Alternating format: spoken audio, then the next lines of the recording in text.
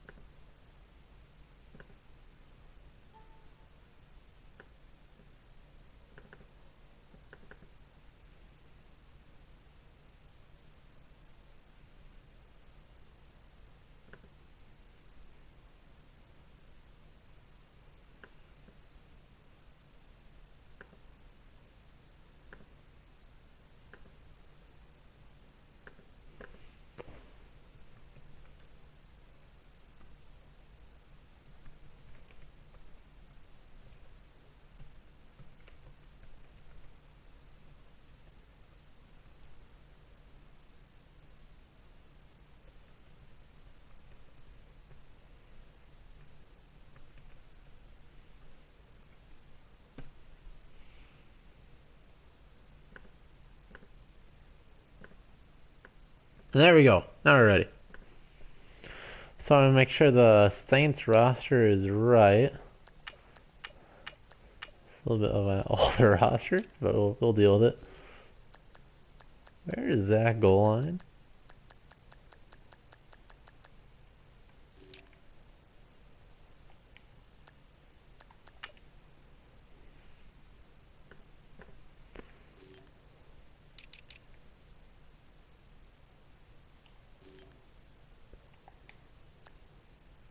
Team was that goal line at this point? Just making sure that trying to get the Saints roster right because they still have John Kuhn in this roster I'm working with. You know what? I got this.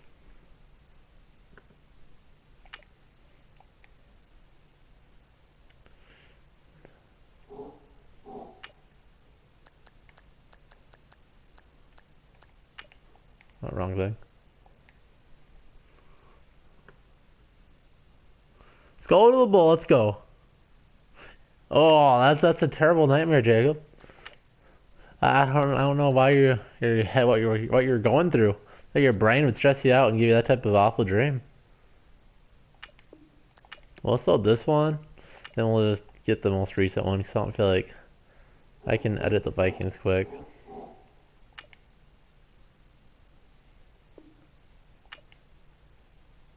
Alright, I guess this one is the latest roster.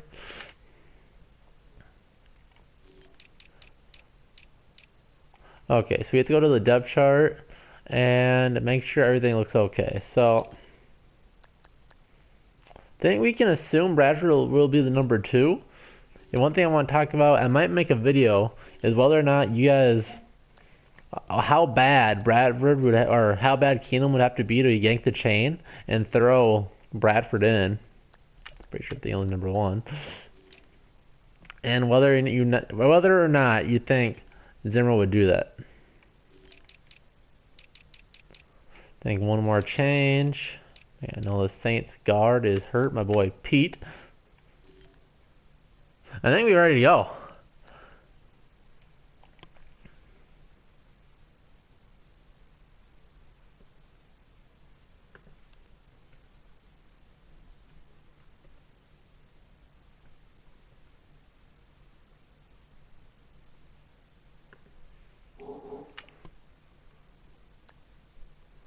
Custom game in Minnesota because we're the better team.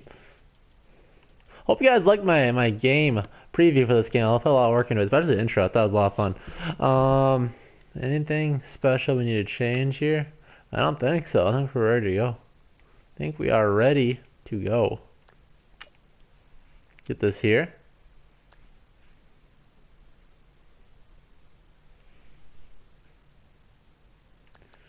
15-minute quarters. Going for the full time. That's about as close as we were going to be getting. It's 4:15. And then I don't know what you guys want to know about this, but I think Thursday, maybe tomorrow, I'll bring another stream. I'll do like a 10-minute shorter simulation of the... how would I do that? It'd be 2 of them.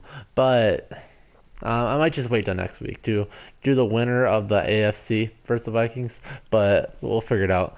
But we got it. So let's go.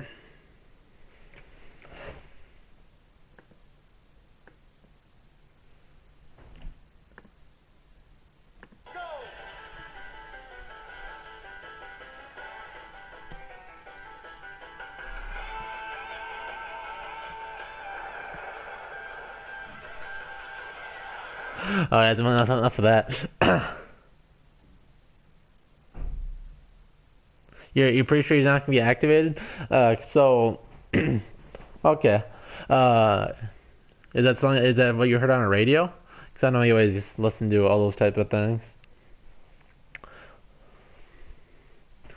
Because I would think if Bradford looks good, I don't think we would carry 3, so it'd have to be the choice of him or Teddy, and then it comes down to who is more ready to be a backup. But here we go. Keenum, undrafted, out of nowhere, coming through, an MVP candidate versus Drew Brees, the future Hall of Famer. We're gonna be hyped for this one, boys.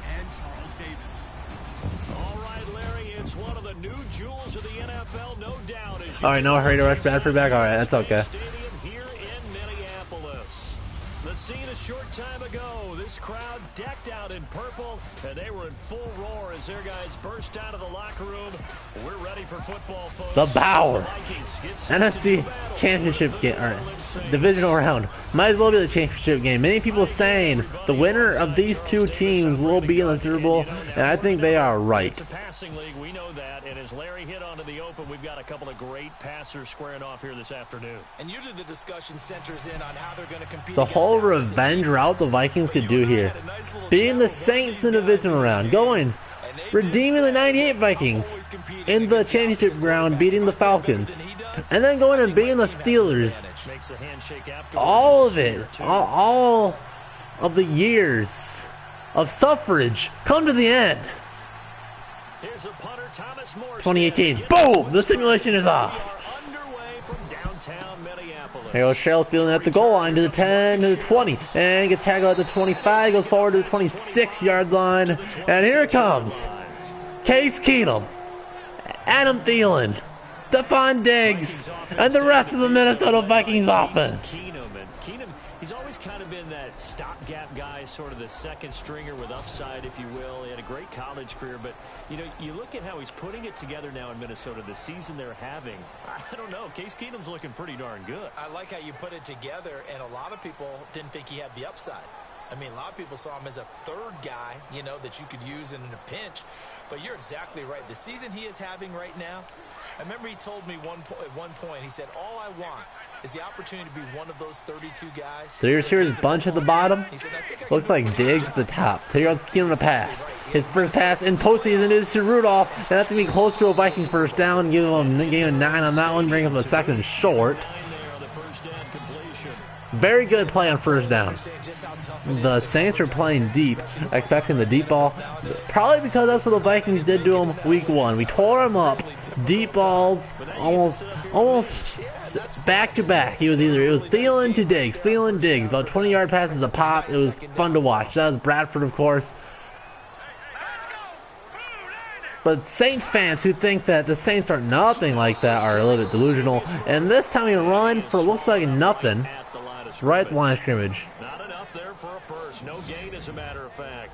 And it leaves them at 30. Yeah, I agree, Jacob. I think for some reason there are some Vikings fans that are on 100% Keenum bandwagon. Like, he's amazing.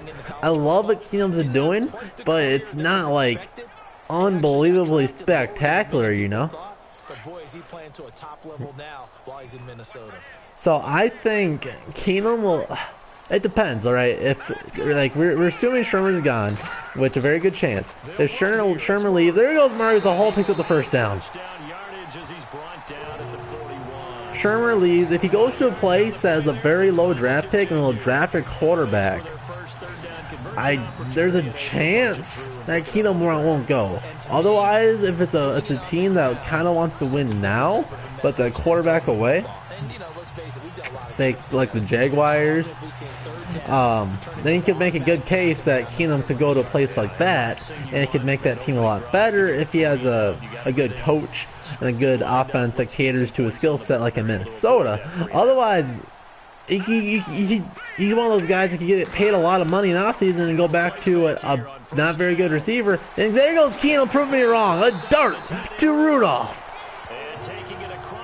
And the Vikings across midfield on their first drive. That one good for 16, and the drive will continue. There's so many things to watch for when you play defense. Yeah, completely agree. Completely agree, Jacob. The only argument against that, even though I'm just playing devil's advocate here, the only argument against that is we don't know the odds of Teddy's injury relapsing. Of him re-injuring himself, whether it's a week or two here, a week or two there, or a year here, right? If he could be the next Sam Bradford, all we know. We don't know because he has such a rare injury, and I don't know what the odds of that is. But skill set wise, I think Teddy is everything Keenum is, but better. We'll have to see what he does when he gets completely healed up and completely re-enter the offense, get the rust knocked off, and then we can see what Teddy all has in the tank. Bradford, I think, is doing everything he can to prove he can stay in the league. Bradford's one injury away from being out the door, and he's hoping that it's not too late, as we have 3 receivers on the field, and Keenum gives it to McKinnon, a big hole for the Jet, picks up the first down and a little bit more. It's a 7-yard gain there, and it's good enough to move the chains. Yeah, once more, a strong run. Yeah, like, Blocking at the point of attack. we can still play it. Look at the nice block up front by the rookie. With Teddy, you can get him really cheap, probably. like, because other teams have like the same questions. Like, we don't know what Teddy does. He threw 2 passes in the last 2 years. So the run moves the chains, and here we go on first down. So get him, and then maybe draft the guy in the 3rd or 4th round, and at the very least, we could probably trade that draft pick for more value later, and he would be insurance policy for Teddy, whether he gets hurt or what. And then Bradford will probably be somewhere else or retire after this year. That's what I would guess.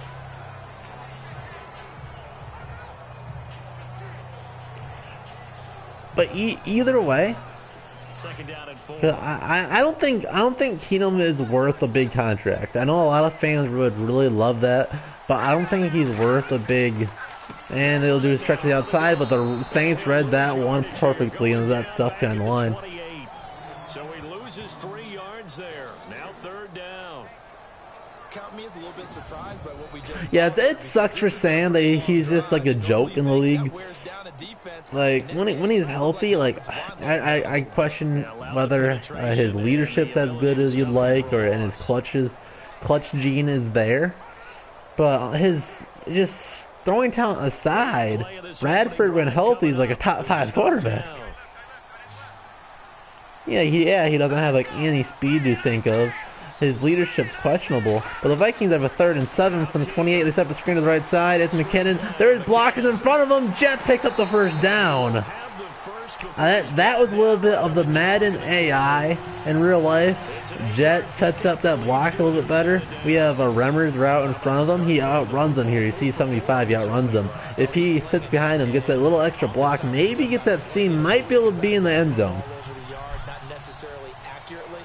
In this case, though, he's honing in on his targets and he's delivering. Yeah, like Keenum could be like Kirk Cousins, one of those like mediocre-esque quarterbacks that get paid way too much. We aren't in a situation where we would have to do that. We have 3 options. Whether or not Sam's still an option at this point is beyond me. Wide open is Diggs within the 5-yard line. Diggs was uncovered. That one goes for 16 yards. It sets him up first and goal. His passing's been on. Like, I would say it sounds like Teddy's the best option, but it depends how much Keenum would even really be worth, right? Like, if we could get them both back at medium-sized contracts, like right around like the 5-6 million mark, maybe Keenum like at 6 million or so, maybe Teddy like at 3, maybe 4. Let them battle it out in camp, and then trade the other one. That would be a way to do it too. 2 receivers on the field. CJ Ham checks in at fullback. They hand to Murray. Murray, touchdown! Untouched in the end zone. The Vikings march down the field on the opening drive. It's soon to be 7-0 Minnesota. In my preview, I said it was like Lattimore versus Thielen, but Thielen plays mostly in the slot. So, unless they trust him enough to shadow him in the slot, otherwise he probably just takes the right side of the field. That's what I guess.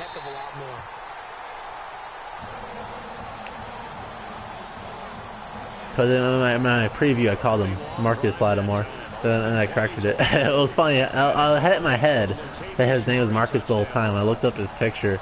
Google was like, "You mean Marshawn?" I was like, "Oh, whoops."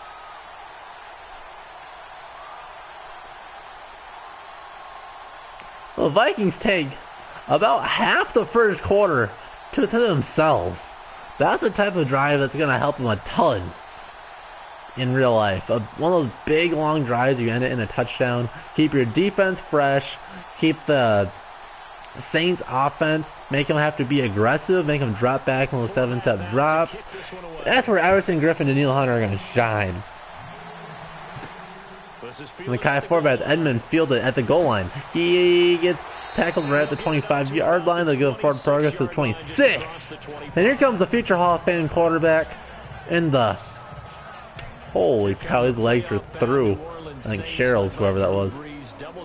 And the duet of running backs in New Orleans marching onto the field in the bank. In real life, this is where the crowd erupts. Right when the Saints take the field. You won't be able to hear anything. Then you add in Alvin Kamara, the rookie runner, and Mark Ingram, who's been a constant, steady player for him. They get rid of Peterson. Yeah, I know it's a big thing that Andy Carlson talks about. He has the big free McKinnon thing. And it sucks. So you wish it was more of a 50-50 split or so. And wide open is Michael Thomas. The Vikings blitzed and they let the best receiver. I know that was Drew Brees with great recognition, seeing the Vikings were blitzing, and he came untouched. He had Harrison Smith hit him hard right when he got the ball, but he was untouched right from the line of scrimmage. And Drew Brees will take advantage of that all day. Just shy of 20 yards on the first play for the New Orleans. But yeah, I would love, even if McKinnon was used as kind of like a slot, like a Cordero Patterson type role, where you could slide him, or maybe Percy Harvin's a better example, but where you could have him play in the slot, and do like little jet sweeps with him. You can motion him in, because we've seen him in the past have really good hands, where he could be a decent little like slot receiver. Yeah, we could do a lot of fun different things with Jet. But maybe Shermer has that in his playbook, but he just hasn't felt the need to go that when Murray's been racking up 100 yards the last couple of games, getting us touchdowns.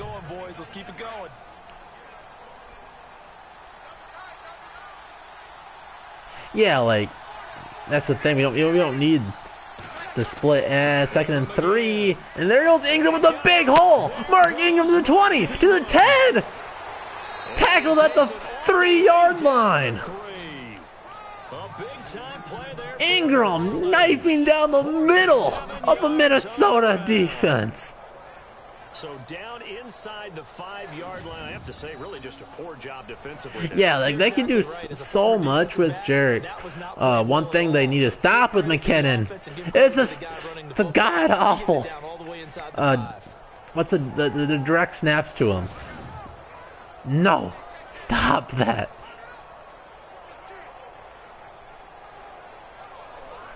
And now a first down following that. Oh, it's Madden. By the way, everybody listening, I would take the score with the biggest grain of salt ever because Madden 18 is an awful game. It's just the more first form of realism we've seen all day. Everson Griffin destroying the left tackle of the Saints and getting a stop for a loss. But take it with a grain of salt. The accuracy of these simulations have been all over the place. So don't think like, oh, the Saints winning here is like an 80% chance of them winning in real life. Nah.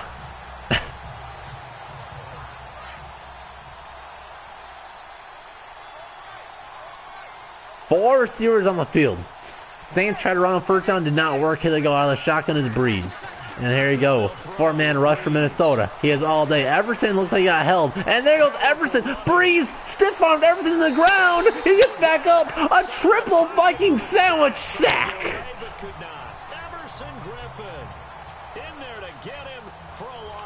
No, Jacob, I'm pretty sure the roster update hasn't been out yet, but I took the starting left guard out for the Saints and put the backup in. Which, by the way, I found it interesting, the backup left guard, I know these are Madden terms, so it's not very meaningful. Look at the little spin move by Breeze just knocked Everson Griffin off. That makes a whole lot of sense, right? Oh, cow. Just shaked him off, shaked and baked him like Adrian Peterson used to do. But I took the left guard out, put the backup in, and according to Madden, it was just like a 1 overall difference. As far as it was like a 75 to a 74, so I found that pretty interesting. And I take it with a grain of salt because they have like Riley Reef at like a 73. So Vikings blitz 4 again, 3rd and goal, and Snead out of bounds at the 7. This is what I kind of see the Vikings defense doing. Maybe not a 50-yard run from Ingram, but when the Saints get near the goal line, they ain't getting into the end zone. Recognize the defenses, the coverages, and if people are going to blitz him. The power of the Vikings front 7 does not let that happen. Control, so to speak. Hey, you got a free runner coming. That's one less guy in coverage. He'll stand in there, take the hit. See, I think there'll be a somewhat low-scoring game. And because the Vikings are such a better team at home,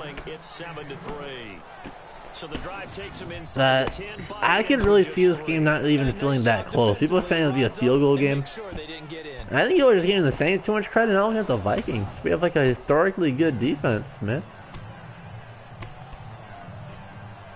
And our running game's not as good as theirs. I'm doing trying to do a power ranking video and trying to like make it more analytical like I usually do. And it's very interesting. Like all the playoff teams right now, all have really good running backs. So you look at the Saints that have like the best dual threat in the history of the game. Yeah, the Jaguars actually have the #1 rush offense apparently, according to the NFL stats. And Sherrill gets stuffed right at the 20. Very good special teams defense from the Saints. What's up, Ian? How you doing? The Vikings offense now. Yeah, I agree, Jacob. The only other way we lose is if I've heard a little bit of conspiracy that a decent chance, or there's the chance at least that the NFL would be going out to get us because they want to make sure that we are out of the stadium in time so they can fix it up for the Super Bowl. If something like that happens, man, there's all kinds of bad penalties like in 09.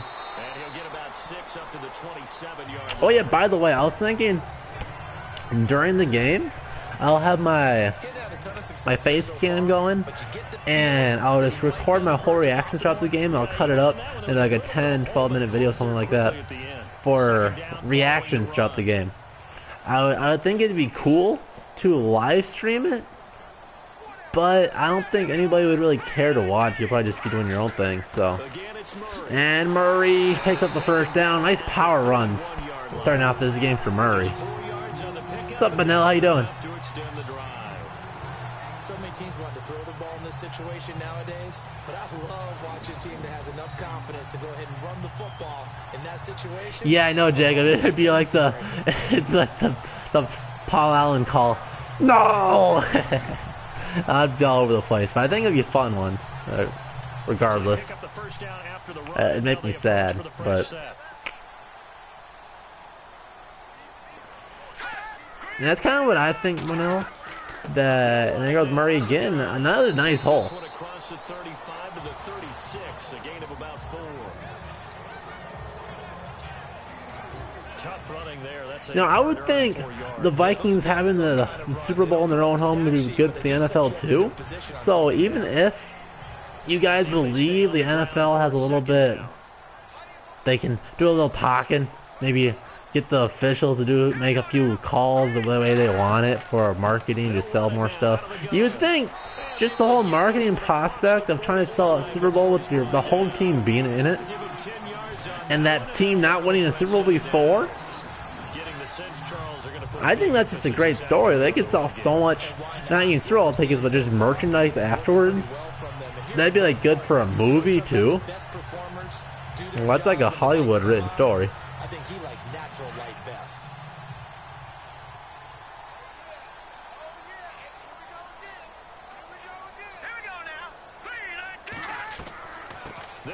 McKinnon, another big hole. The Vikings off in the line and putting in some work. The Jet with the burst of speed up the middle.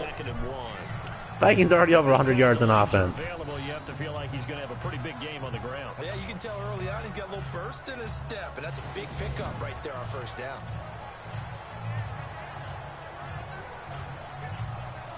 Think the Vikings have no names on offense? Thielen's an all-pro.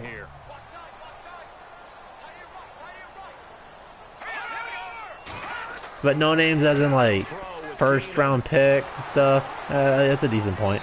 As that's unrealistic. Keenum just sitting in the pocket after a high pass rush and taking that sack.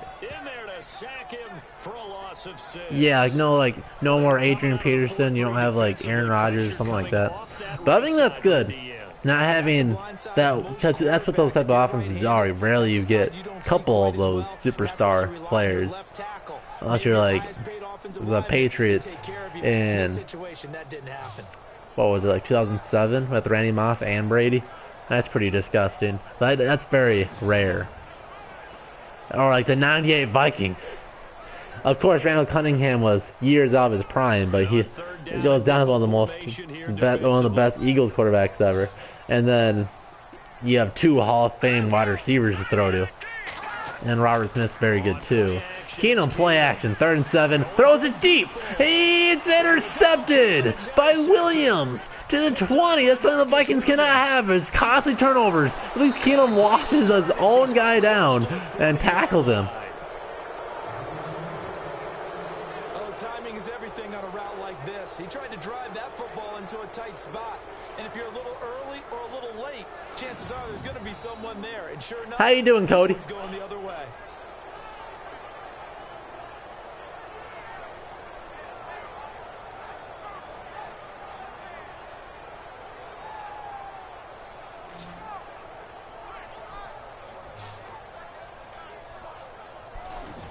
Saints get set to trot out there. And last time they got 3 points, but it was a chip shot field goal. And when you go to the sideline after no, I really honestly don't think Laquan's been that bad for us. Even if you just look at his receiving stats, he's our 5th best receiver, which I don't think is that bad. 3 points is 3 points. And in this league, you take points when you'd like to be seeing him like a 600-yard guy by now or so. If you're just talking about like basic progression. Maybe, but that's a big jump from last year where he had 15 yards. Yeah, I think he had like 200 yards this year. No touchdowns, which is disappointing. We're supposed to be a big red zone body, but what are you going to do? So their last drive was set up by a 50-yard gashing run by Mark Ingram. See how the Vikings defense responds here. defensive unit here. One of the reasons they're so good is running back Mark Ingram. Took a little while for him to find his footing when he got into the league, but the former Heisman Trophy winner has it now and has really upped his pass receiving potential. A nice player. Well, receiver depth charts don't matter as much anyways because it's a lot of it's like personnel groupings. When we're in a more a formation that we want to run more out of, it'll be Treadwell. But if it's more passing, it'll be right. Or if we want to do more short little passes, it'll be right.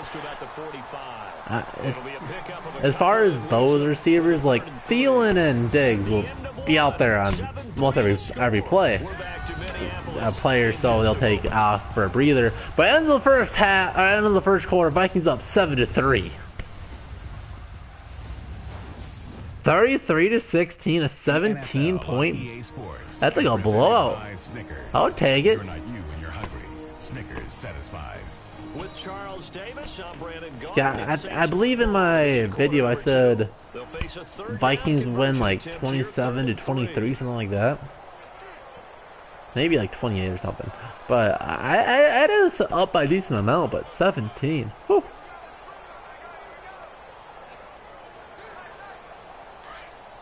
Not saying that's impossible, or saying that's even outrageous. Honestly, I agree with that. I think the Saints are overrated, but I don't want to eat my words either. But I'll definitely take it. Underneath, and it's thrown straight to Newman. Newman picked it off at the 50-yard line. The veteran receiver, old man Newman, the oldest defensive player in the National Football League. Must have thrown a Saints jersey on before he walked on the field because Drew Brees threw it right to him. And go to the ball. That's exactly what happened on that play.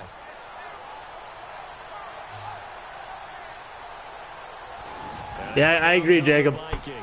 Keenum just can't lay an egg. And the good thing for us, if Keenum is doing poor, we have backup options. It depends how poor is poor enough that he's bad enough that the Vikings aren't totally out of the game. So either Bradford or Teddy, whoever's activated, whoever the coaches think would be the better option, could come in and potentially save it. But not kind of bad enough so that it's a close enough game that we'll just stick with them. And our running game has been pretty good. We got a good chunk of 5 yards on first down. This is a very good play action scenario. Second and medium, even if you miss it, it's a 3rd and 5. You should be able to pick it up. Right at the 46, you get a nice chunk here in the play action pass. They got to feel pretty good about that one.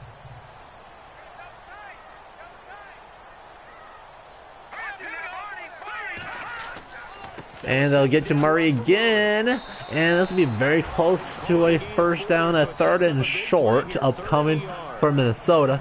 On any running play that's called, they're always hoping that it's going to break big and go the distance.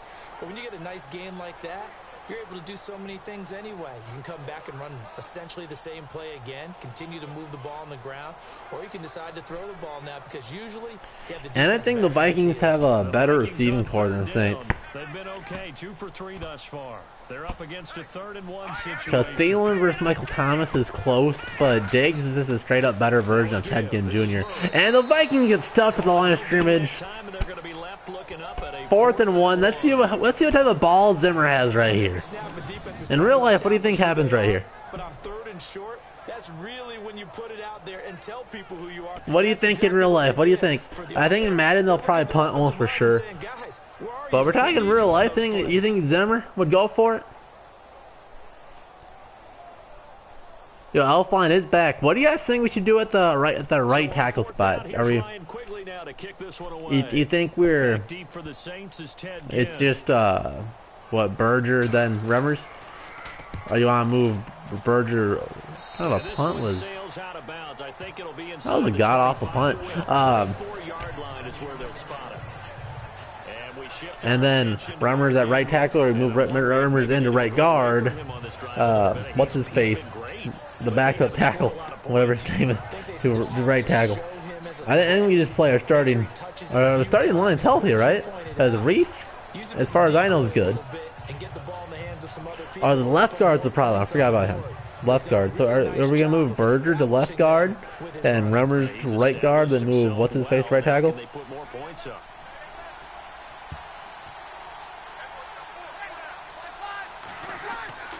Breeze takes that drop, throws it underneath, nobody. Had 4 receivers or 4 defenders circling the Saint. So both teams get interceptions on back-to-back drives, but both failed to get any points off of them. Fumbled through the end zone. Of course, that's a touchback. The other team gets it. Is that a rule that you like? What do you think? Listen, I'm actually for the rule. Yeah, I don't know why Keenum doesn't get that type of credit. Like, look at him, Madden, his elusiveness, it was like 25. I think Keenum has earned the right to be like a poor man's Russell Wilson. I think that's like a perfect label to put on him. He's pretty much does everything Russell Wilson does, but a worse job of it. In some cases about where the ball actually ends up and what it hits on its way out. So I don't want to reward the offense anymore and give him extra opportunities. Ball comes out of his hands, hits the pylon. Reward the defense. You help cause a fumble. Yeah, it was just such a big week with the ruling catch, no catch, Pittsburgh, New England, and that play. And that was a big game for both of those teams. It certainly was. Yeah, Jacob, or move Berger to left guard if Isidora's more comfortable only on the right side. But yeah, I like that. And the fumble, and the Vikings recovered. Eric Kendricks, back-to-back turnover drives for New Orleans. This is starting to look like the 2009, but the rules have been reversed. Mark Ingram with a big run that set up the Saints field goal, but now he fumbles. It will be a review. Let's see if his knee was down. Looked like he was on a body of Minnesota defenders. Looks like this one should stand.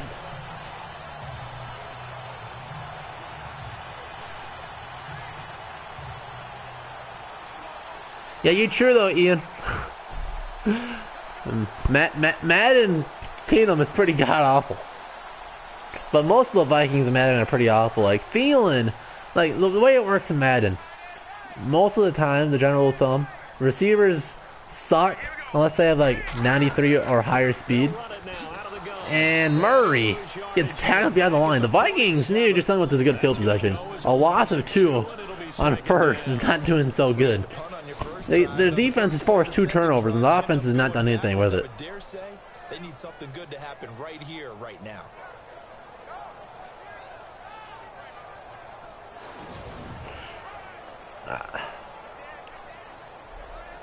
No, I think it's close in that category, Jacob. But I think Wilson's still just better. He's just so. It's like every play. The Seattle's offensive line is garbage, and the receivers are pretty bad too. On play action, you're scheming them. That's all day, but then he gets sacked. That's a covered sack for New Orleans. The Vikings are going backwards.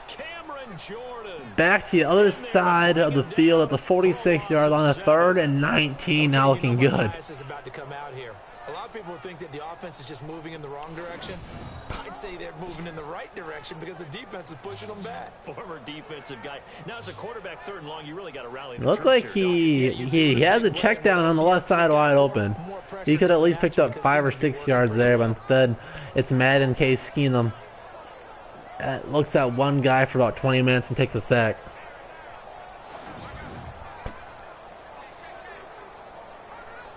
The Vikings on 3rd down. They've hit 2 for 4 thus far. This will be 3rd. Yeah, but Russell Wilson was considered too short, and he was at least to the 3rd round. Like I could see it dropping him a little bit, but you'd think at least people were like a 4th or 5th round pick. And that's a check down to right. Picks up a couple. The Vikings squandered yet another very good starting field position drive, and they'll have to punt. Take whatever you want underneath, by all means.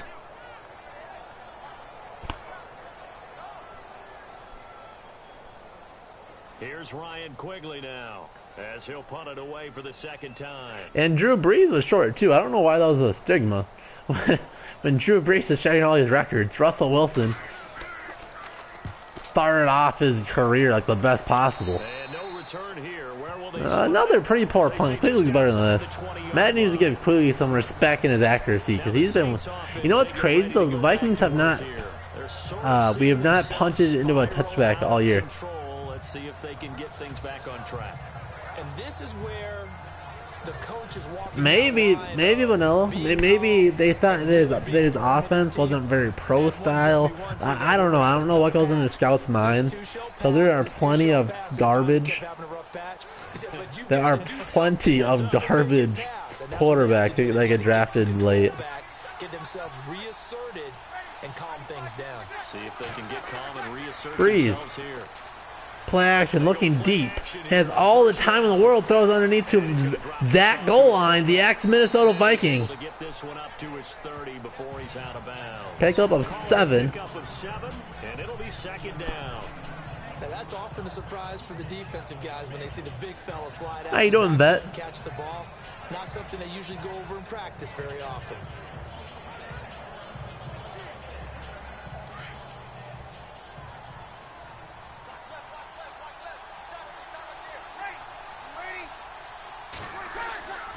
And it's Ingram. Ingram with a big hole. Shakes off one Henderson-Deo tackle, then gets finished up by the goon. But that'll be more than enough for a New Orleans first down as they're starting to march now. Relentless a lot with guys who are aggressive on the field.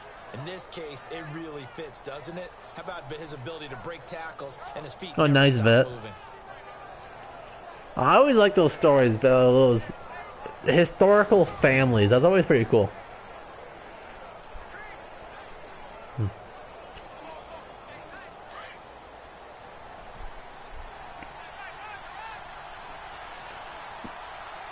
Alice shotgun is Breeze. 3 receivers on the field. Breeze, 3-step drop, looking, steps into a throw, throws it wide open as the tight end Hill.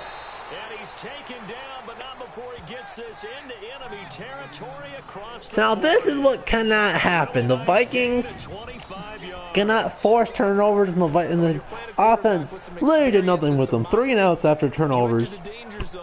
You could give it to the Saints defense some credit, but I think it was just Madden Keenum being Madden Keenum and being god-awful. So in real life, that won't be a problem because Keenum's not that god-awful. I think he had the read, figured out where the blitz was coming from, and went to a secondary. But then, for a really nice you give the Saints too many chances, they'll make you pay. And that's what's happening right now in the simulation. Now Breeze back under center, and play action here. Looking, the Vikings have pressure, throws it deep. Pass incomplete, but the flag in the backfield, and this might be a roughing call. And just like in 09, you cannot blow on Drew Brees, or there goes the flag. It's on Sandeo. It's probably legit. That looked like the right call from up here.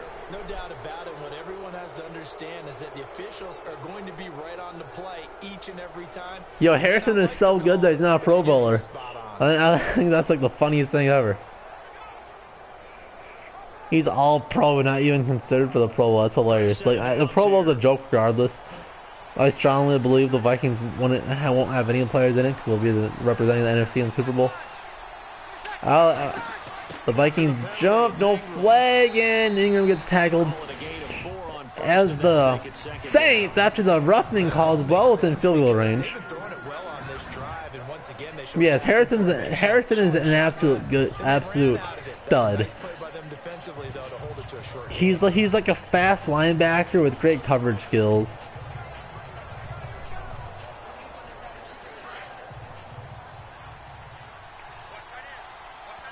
Now, if we just had a speedy guy that could play center field instead of Sandeo. Whew. Vikings blitz 4. Breeze throws it underneath to Sneed. Isn't he hurt? Or is he one of the backup receivers? I think I'm gonna mix up with someone else. A 3rd and 1 now.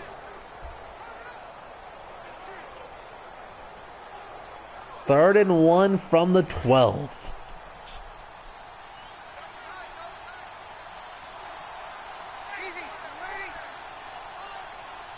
Two receivers on the field. Breeze, they're running with it. Ingram gets stuffed by the goon. Oh no, it's Tom Johnson. It's Tom Johnson, the ex-Saint.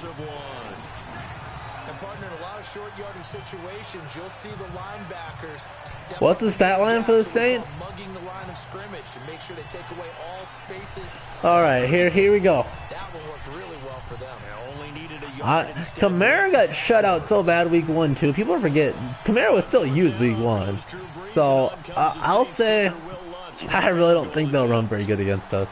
I'll say Ingram. Like they might like stop running too, so it's gonna be hard. But I'll have fun with it. So it's a 1-point game. Ingram get about like 40 yards. Kamara like 15. Michael Thomas like 30 yards. Ted Ginn Jr. like 20. They're gonna have to beat us their tight end. Their tight end, maybe their tight end gets like 60 yards or so. He needs to get some decent mismatches. Because the way I see it, our linebackers will probably might have to play a lot of man coverage, especially try to neutralize Kamara. So that might free up their tight ends with some good coverage if they get a matchup on Ben Gedeon or Sendejo. So I think their Hill could get like 60, maybe 70 yards or so. But I think there's a good chance that like Drew Brees only throws for like 200, a little over 200 yards or so. Maybe a touchdown. But I could also let's say 1 touchdown, 1 interception, 210 yards for Brees. He has to get a lot of yards through his number 3 and 4 options. We'll take away the first couple options they have. Vikings offensively, Keenum like 240. I think Keenum like 250 yards, 2 touchdowns. No doubt about it. You maybe one's throwing, one's rushing. It's whatever. Murray gets a touchdown. That's what I like. And there goes Murray. Say he gets a touchdown. That's a big burst. 10 yards. Get some life in this Minnesota offense. You and I both know that you don't really truly replace Adrian Peterson. Yo, that's cool. How were they?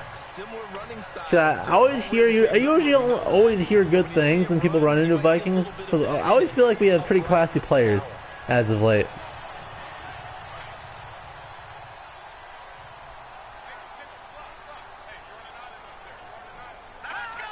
You know what's cool? Years ago, this was holy cow. This is Madden Keenum. He skipped that ball into there. And that'll bring up 2nd down. Well, hey, in the spirit of the holidays, let's have some fun. You sent out something on social media last week I thought was great. You asked if Santa Claus was in the NFL, what position would I went to Minnesota once for my cousin's college football game. He got blown. TFL, I can't say that because of YouTube. Against Minnesota State, plus Minnesota State's kicker took a 63-yard field goal. Oh, so that was the whole story. Say they got 60-yard, 3-yard field goal kicker? Maybe. That'll be interesting because I think we'll probably bring competition for Forbath. Well, I don't think we'll outright cut him. I think we'll let someone battle it for the job for Forbath. But he's been really off and on this year. 3rd and 7. Keenum. 5-step drop. He has time. And he throws it wide open. It's David Morgan to the 38-yard line. David Morgan, by the way, has more yards than Michael Floyd.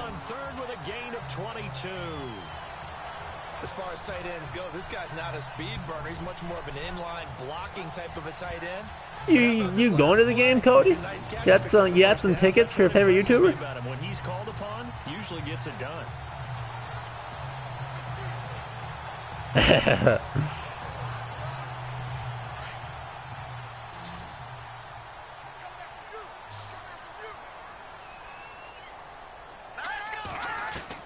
Keenum on 1st down.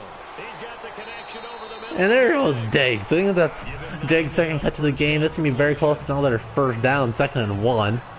That was a nicely run slant route, and what the receiver's trying to do. Yeah, no, sorry. For a deeper route, and then breaks it off. Yo, that's really sick though.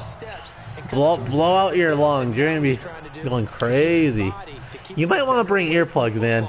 Or you might be deaf for a couple days. 2 receivers.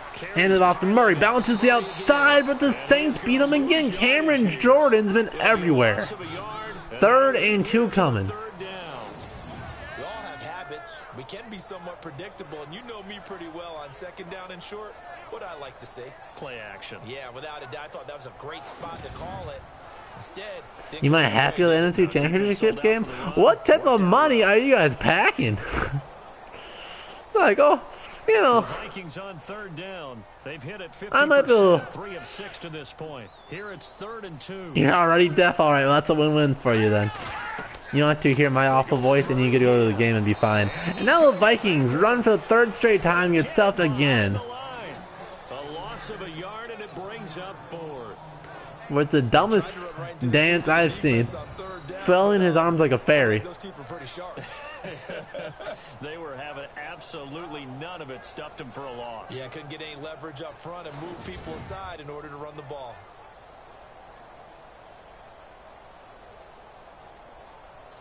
On now is Kai. Oh, really? to try the Ian, field that's pretty goal. neat. This is a 49-yard attempt. Right hash. They're going to go for a long field goal here. It's Madden, so this will probably be short. Up. King Kai format is Down the middle as he puts proving me it wrong. And they bump the lead up to 4 now at 10-6. 10-6 game. Trajectory there on the deep kick, and it worked. Had to do it because he had to drive it out low because of the length of the kick. Able to do that, got it above the defense and over the post.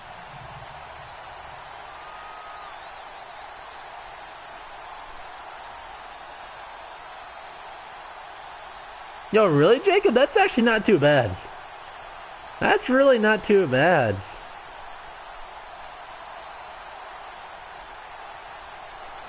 Just for the atmosphere? Forbat now to kick it away after the Boom. field goal. Like, man, the experience would be insane, This is fielded a dog. couple yards You deep. to cheer the Vikings when they went off to the Super Bowl? And a pretty good return here. He'll be stopped just shy of the 25 at the 24-yard line. Right, where do you sit, Ian? I was at the Rams game too. I was way up top in the one of the corners in the 3rd level. My girlfriend actually got me tickets. There's a vlog on my channel if you want to check it out. Yeah, I don't think there have any bad seats. Like, you're way up top, you can't see the thing. Like, at obviously, like, if you after the game, Jacob, like, walked around the stadium a bit to see like the nicer seats look like, what the field looks like from the lower levels. There's obviously a decent difference. But you're going to the game mostly for the atmosphere, so I think getting those cheap seats is the way to go. 3, and Kamara gets stuffed. Ben Gideon. One rookie tackles the other. Yeah, exactly, Jacob. And you're going to the game for the atmosphere, and just to be there live and just feel it, and pay $8 for a meal.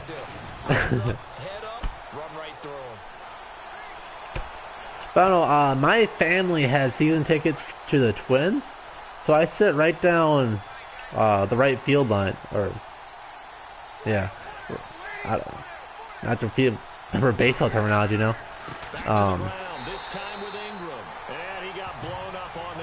The foul territory in right field, and so we're pretty close to the field there. Like, it's nice, like, it makes the experience better. But if you're gonna say, if it's like the price is the 10th the price, just sit up there. Yeah, the food's not even that good. Like, at least at Target Field, if you go to Twins games, the food is top tier. And, well, maybe not top tier, but it's very solid. Like, there's so many good food choices. And at U.S. Banks, it's just like, oh, pizza or burgers, which are fine. Yeah, I'll put some respect in pizza and burgers, but the Saints on 3rd down, 0 for 3 to this point. They could use a conversion. This is 3rd and 14. 3rd and 14. That'd be a big stop for Minnesota. A stop here to give them good position to score again before half, and they'll run with it. Kamara has a hole. Kamara can pick up the 1st down. That cannot happen. The Vikings had a prime opportunity here. Now they're going no huddle.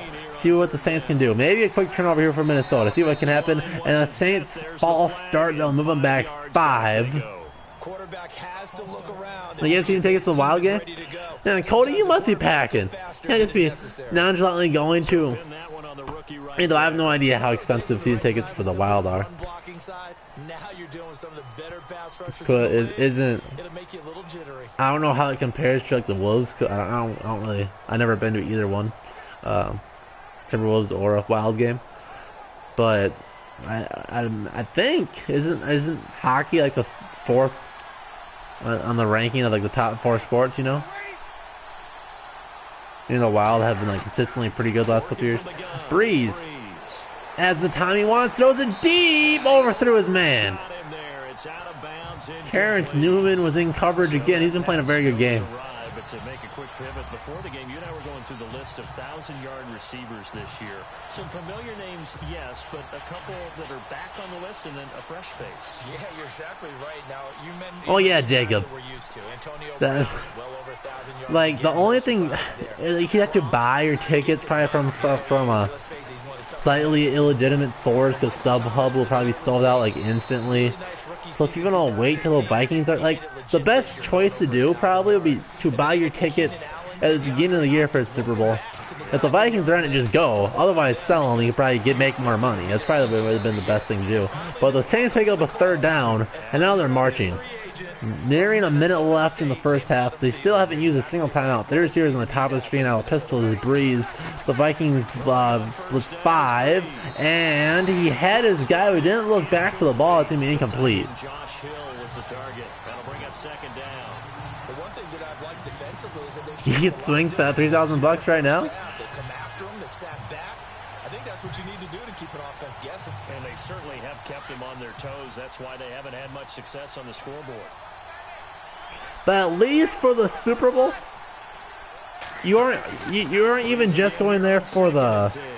Look at that good. That's Trey Waynes at his finest. You aren't just going there for the game too, man. You get a decent concert.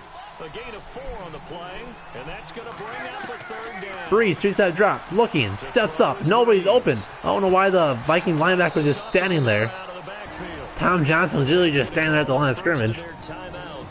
As they get the stoppage with a little 50 seconds to go year. in the first half. That's funny. You have student loan money, don't you, Jacob? Just say, yo, keep me $3,000 for this one class called strength management, and then you just deposit that over at the Minnesota Vikings or StubHub. There you go.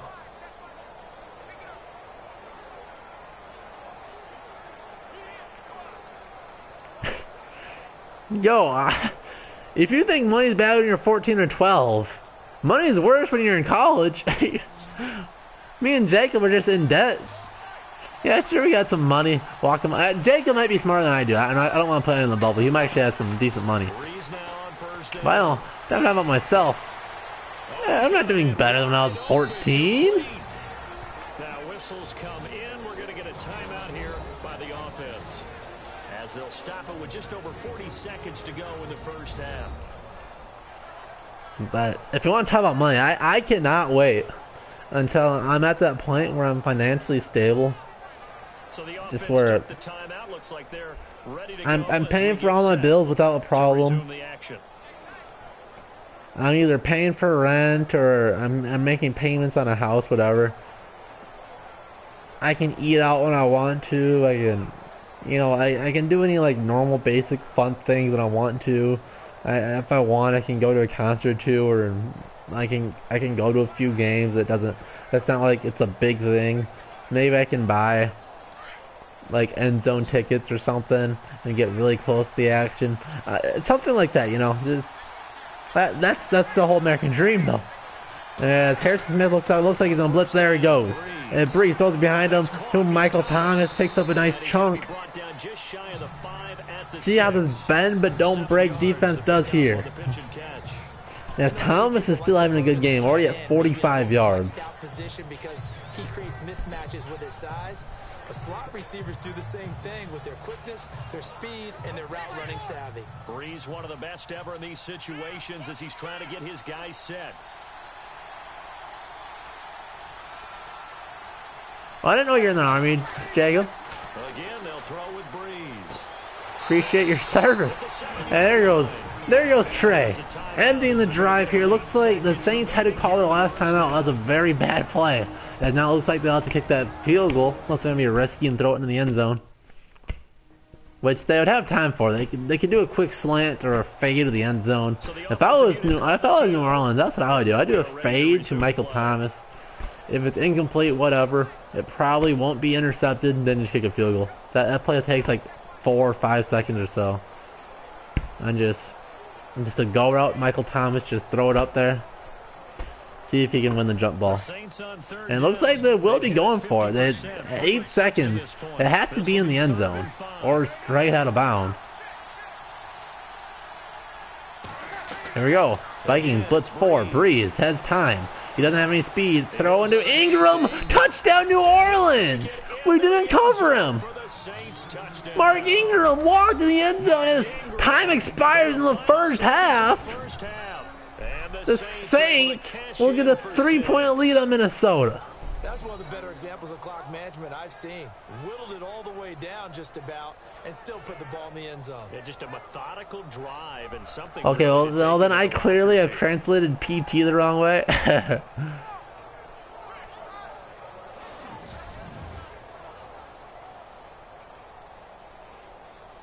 Where's the upside for disabilities, I guess, Cody? And this one's right there, and that pushes the lead to 13-10. So that one, is that a kid you know, Ian, or what? And it ends with a touchdown for New Orleans. There's 2 shoes a month if that's the right shoe. I think we'd sell that for some decent, pocket cash, you know?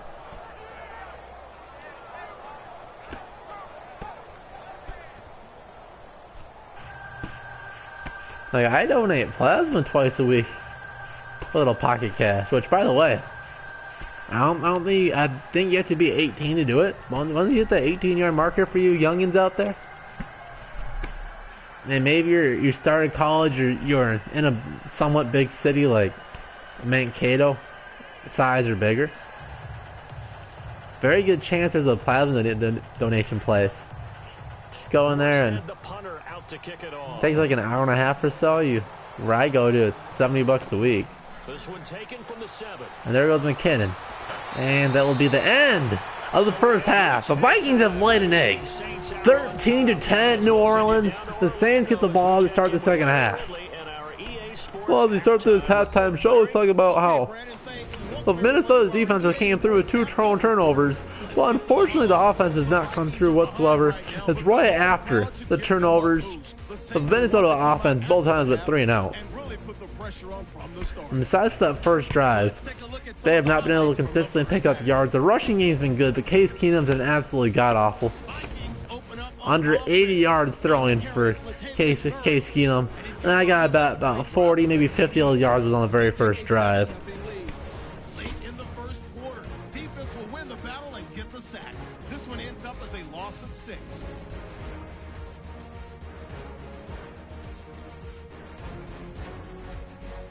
Out now after the fumble.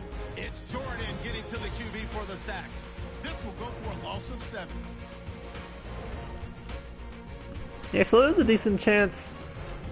Like, you could just Google it, I'm sure. Just like Google like BioLife's the place that I go to, but there are plenty of ways like that to get money. I'm not saying it's to donate plasma, but there are plenty of cool ways to get a little walking cash. Like he'd be a prostitute. I think that's what Jacob does.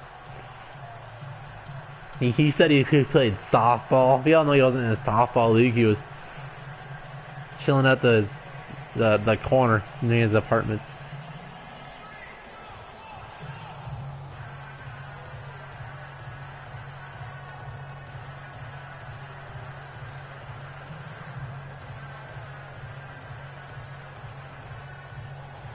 Both teams appear ready for the fight ahead, and we resume action here in quarter number 3. This is taken at the 3. And there was Lewis to 20 to the 25 to the 30 to the 35. A very good return here. The Vikings need to get some stops here, and they need to get some chunk yards on offense. out come the Saints now. They'll go on offense first here to begin the third quarter. Chilling at the brothel. There you go. Looking for some separation here as we begin the third quarter. I like the way you term that, because now I think they go a little bit deeper into their playbook. They like what they did in the first half. That Pizza's in the vegetable? In order to get the separation that you just talked about, change things. So if you have like a family garden or something, that'd be a good way to make money. A little bit more with some things they didn't see in the first half. Let's see if they do just that. Can you play me in Madden or something? Breeze now to throw. And it pops free. The collision. maybe I have to do simulation sometime. That's what that black screen is in the corners whenever I get a notification or something pops up on PlayStation. Inform the Madden community that we are taking a little bit of a break for the holidays. A brief hiatus, and the next live content update, next commentary update will be coming January 10th. Well, that just means if we're coming back for January 10th, we're talking playoffs. We will be talking playoffs. We'll be talking 2nd and 10. The Vikings need to stop here. They run again. It's Ingram. He's had himself a monster day. Oh, over 70 yards. Just at 70 yards now. He has a receiving touchdown. But a big 3rd and 8 upcoming. The Vikings that's a good start to this drive on the defensive are the best 3rd down percentage on defense since like the 90s. Yeah, I wouldn't be surprised now. A little bit of pressure going at the quarterback in the expected passing situation. Like the instrumental. Oh, sorry. I don't know who just has beats laying around they can sell. And there's Newman with the 2nd pick of the day. Newman down the sideline. Again, right at this 40-yard-ish marker. The Vikings are going to have to make this one. Do something with this possession. The other turnovers have been right around midfield as well, and they've done nothing with it. Let's see what happens. So what are you saying? That getting 2 in a game is like kid stuff for him? That's nothing. Well, I'm sorry that I think there's people that could sell vegetables in 2018. I'm so sorry that I would think Americans would actually buy vegetables. Maybe he can be a little substantial farmer, one of a kind thing in 2018, and just selling it for people that want to eat healthy just like him. Step ahead, don't they? Beating them to the point of attack, beating them to the punch. These offensive guys are tinkering like crazy. What's it going to take to get back on track? Yeah, both sides searching for adjustments. I just have my 23 pairs of Beat headphones in the back. That's like the whole selection. You want the Bluetooth, you want the over-the-ear ones, you want the ones you go in your ear. I got them all.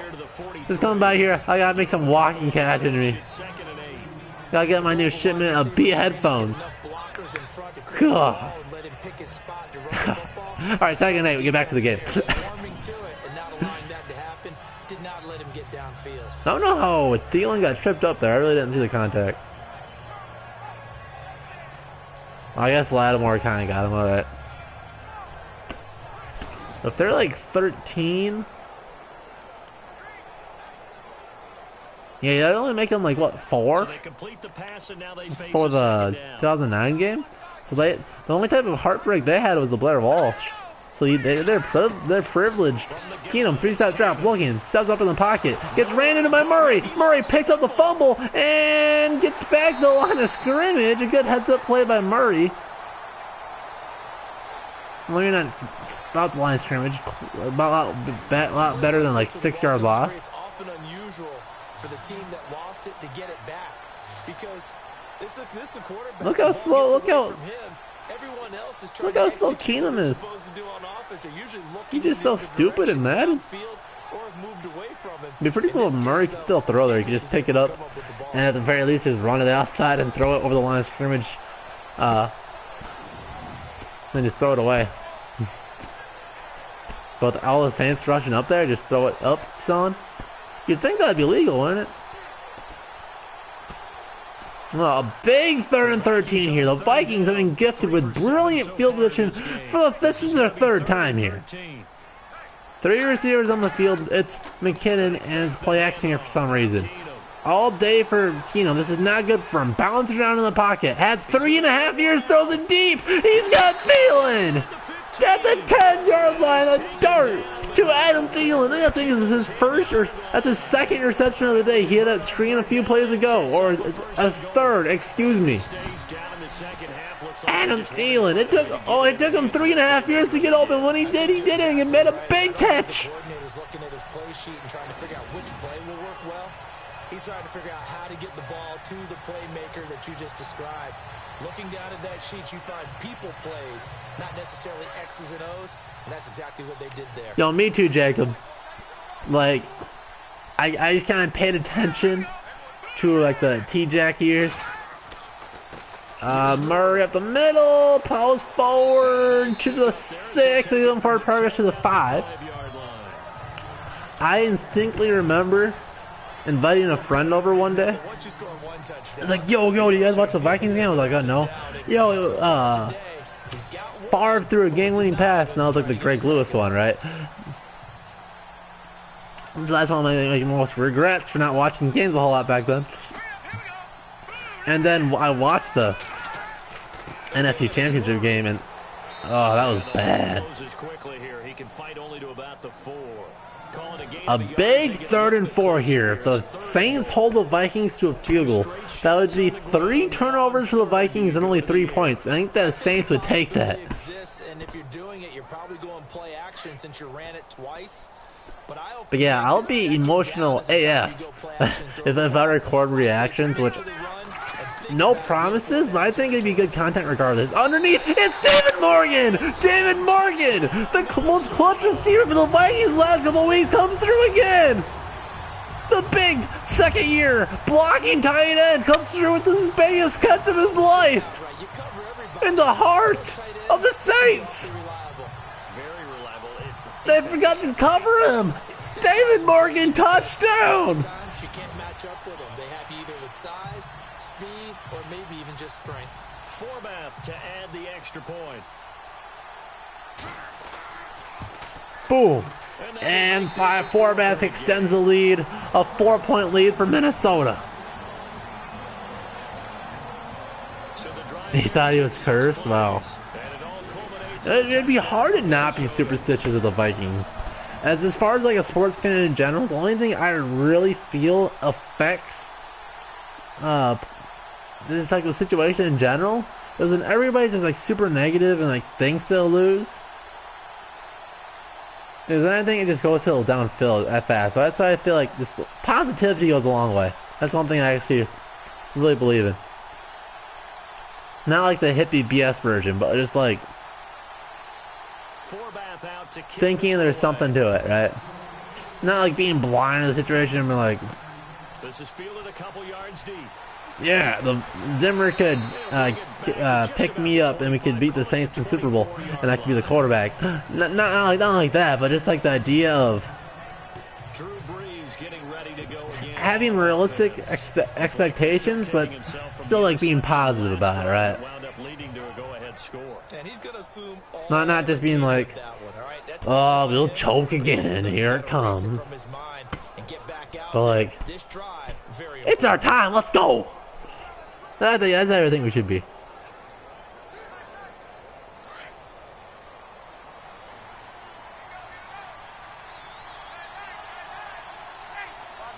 That's so funny. I'm not mad at the person that's superstitious. Vikings blitz 4. Breeze throws it. Another errant throw by Breeze. Look at Terrence Newman playing like a beast in this game thus far. Panthers Green Bay game.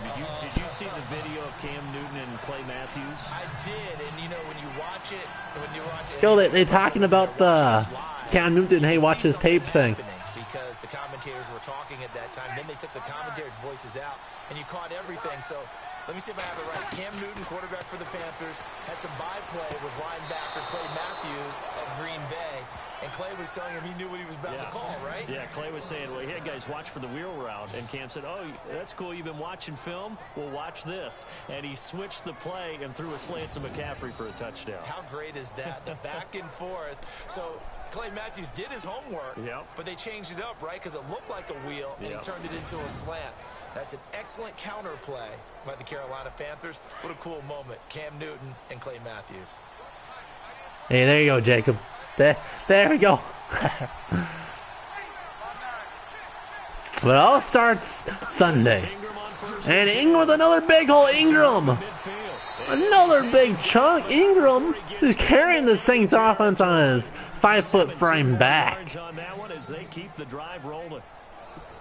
We've seen him break off a big run. Some sempre libre.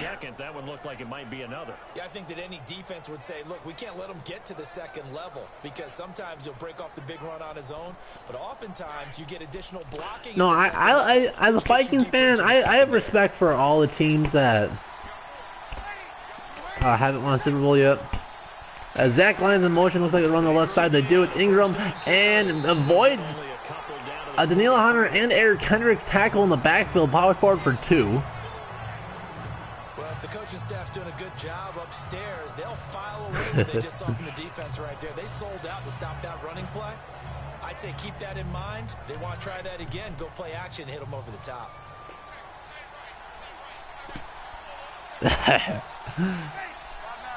I formation again is Breeze. Breeze. Play action. Rolls out to his left. A big drop. Throws it. Intercepted Barr. Another big green in front of him. Anthony Barr. The hero in the regular season. The hero in postseason. To the 10. Touchdown. Anthony Barr. To the house. The 3rd interception of the day for Drew Brees. And that time it went for 6. Anticipation on the play. Reading, reacting, and then the ability to catch the football and take it in the opposite direction.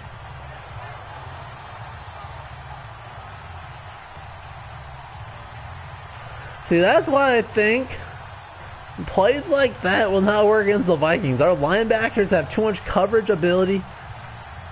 They know how to cover. They got the speed. They're athletic. Even if they get those catches, they'll get hit hard. They won't get much for gains. Now the Vikings have an 11-point lead all of a sudden. So the defense creating some points, not only getting the interception, but then returning it to the end zone for the pick 6.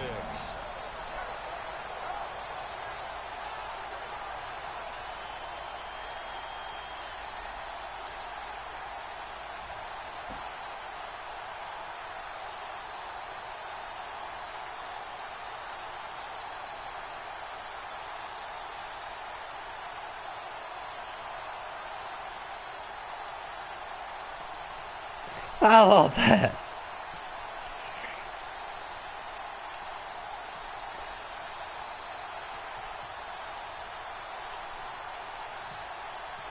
So they'll get another shot on offense. And boom. And now the kick is away. The 3rd interception throwing Drew Brees trots back on the field as the Saints try to get back some momentum. Out onto the field comes New Orleans. And last time, decent field position through the pick 6. Yeah, I'm fine with that, Jacob.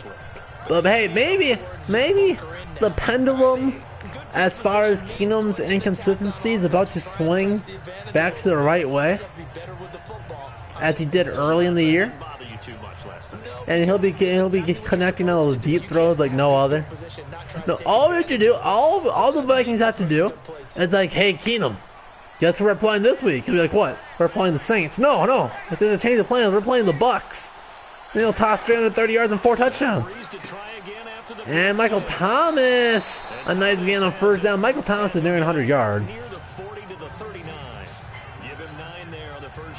That's where he was like, I guess he's just over 50 yards. Just kidding.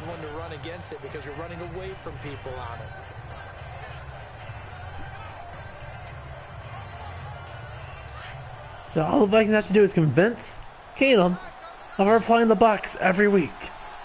Oh yeah, they had Gerald McCoy. Oh yeah. Drew Brees, play action, naked boot, a wide open as Hill. Hill, a big gain on in the middle. The Vikings did not cover the tight end for the Saints. Brees across his body and Hill's wide open. I like how they work the tight end on a nice little under route there, and if you're going to give him that much space, yeah, I very much agree about Treadwell. Treadwell, like I was thinking our red zone defense would consist a lot more of Floyd and Treadwell with fades and stuff. Fortunate thing for the Vikings is that Murray's really come through, so we haven't needed to throw the ball as much in the red zone as I thought earlier in the year. Offense comes to the You know, Dalvin Cook looked like he could run it in as well. But Murray was brought in to be that red zone back, and he's done that. And Thielen has shown some touchdown ability later in the year. Diggs caught a fade early in the year, so you know he's pretty solid in the red zone. And Rudolph's like the best red zone tight end in the league, so I'm next to Gronk because Gronk's just like the best at everything. But they're really nice. And I know there's some Viking fans, at least somewhat rightfully so, are like really anti-Treadwell, like, oh, he's such a bust, he's so god-awful. But they don't realize how much he does. Like, he didn't tell Spielman to draft him in the first round. Is he playing like a first-round receiver yet? No. Does he deserve to be on the team, though? Yes, he helps the team. It'd be nice if he got like 8 touchdowns this year instead of 0. But hey, you gotta take what you can get. He's not gonna have monstrous numbers when your 2 receivers are Diggs and Thielen, right?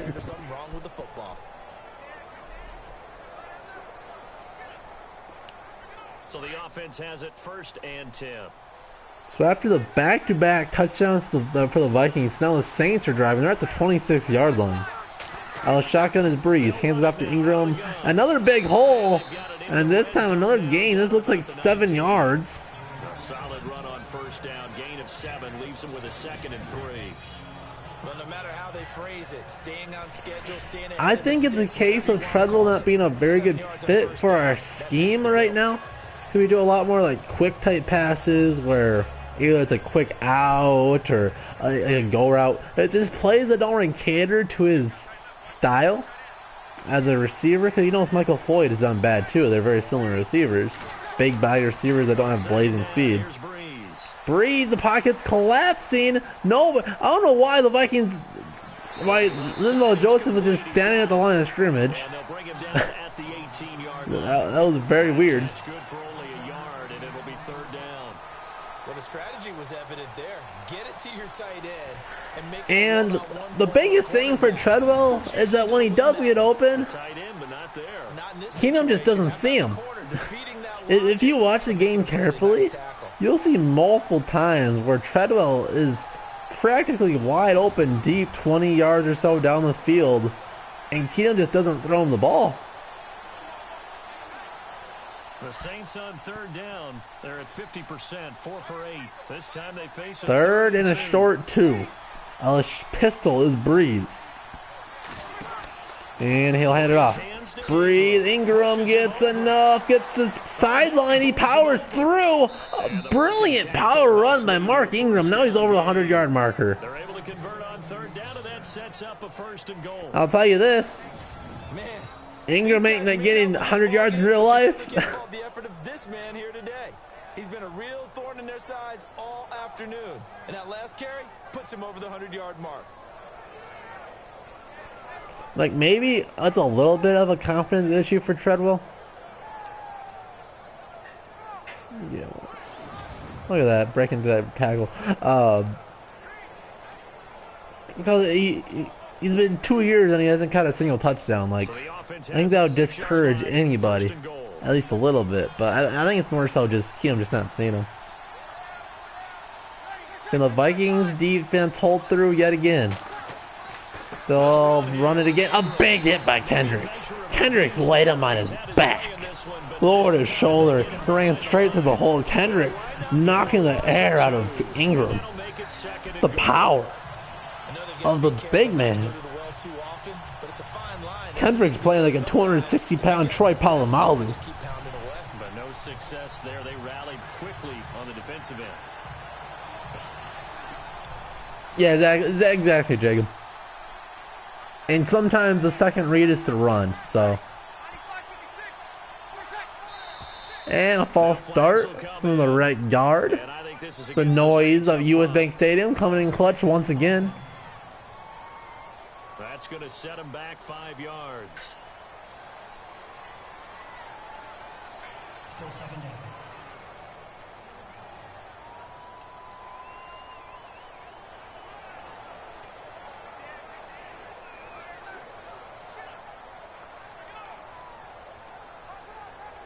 And the 8th play on this drive coming up.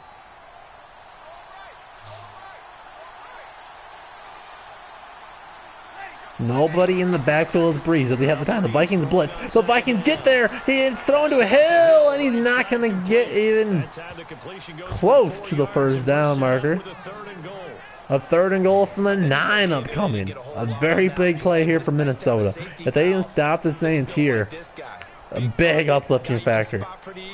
Now, if the Saints pick up a chunk of 5 or 6, I could see him going for it here. This is 3rd and goal. Again, nobody in the backfield with Breeze. See if the Vikings blitz again. The Vikings blitz 4. Breeze has time. He steps up in the pocket. Throws across his body. Touchdown, New Orleans. In the end zone, touchdown, New Orleans. Tommy Lee Lewis, a 9-yard touchdown grab. And the Saints are back. You think Keenum would be? I've been thinking about that too.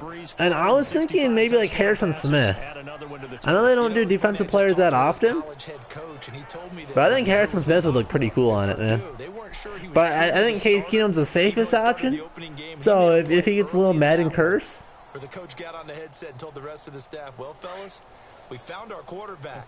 Now we that doesn't affect us as much. Breeze hasn't looked back since. Now they're going to go for 2, but the whole offensive line for the Saints false starts. Let's see if they still do it. Now remember, still time. They can elect to kick it now from back at the 20. You have to know what you have mentally from your kicker because the extra points. Like, it's a shame, like, all across the league. But I think at this stage of the game, I tried him out there. I think Carson Wentz would have been a big case for the Madden cover if he didn't get hurt. And they'll get set here looking for the 2-point conversion.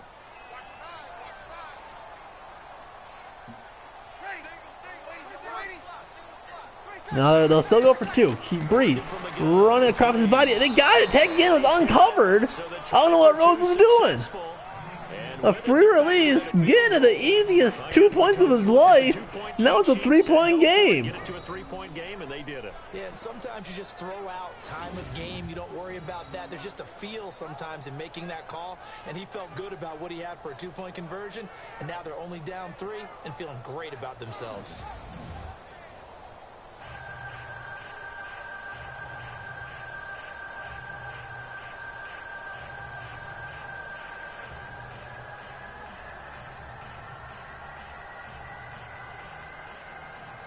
Morstead, the punter, out to kick it off.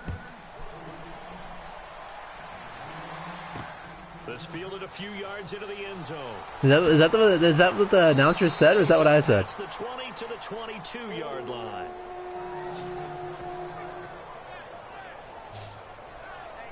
Now Case Keenum and the offense heading back onto the field. I want to doubt if I accidentally said 2. Say all kinds of things sometimes. They have to love it, but as you and I both know, that's my. Oh, okay. But I think that they like, as you said, the spot they're in and how confidently they're playing at this point.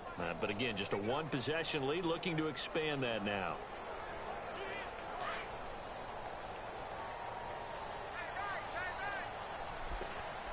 So I think you want the Vikings to be very aggressive at this point. Murray, or just run with Murray, because Murray's a beast. That's a 10-yard run to get the crowd back in the game. And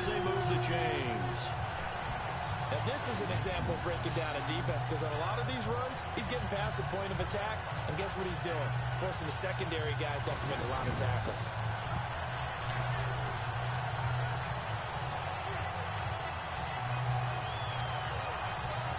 So it'll be first down here after the run.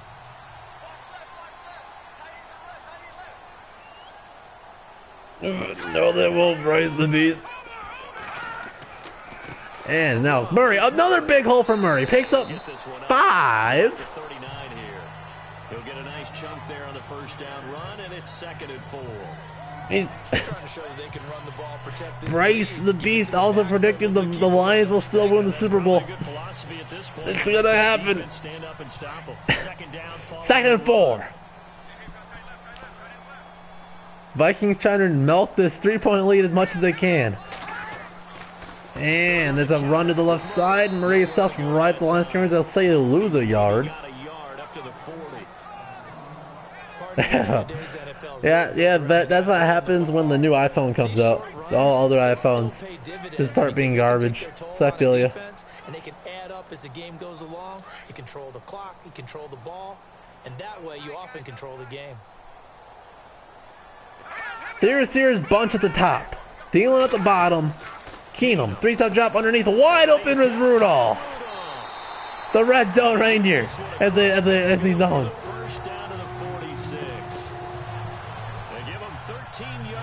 Now Bryce can start spamming Rudolph the Red Zone Viking lyrics in the chat. And you guys can all start singing it at home. Yeah, hit your tight end, let him get some rack. Yeah, when he gets moving, not many guys want to come over and put a hit on him, do they? If the Vikings wanted, they could let the clock run out. It's ticking down now about 5 seconds. See if they get this playoff. 3, 2, they might want to get it off. They got it right in time. Play action. Keenum looking. He has time.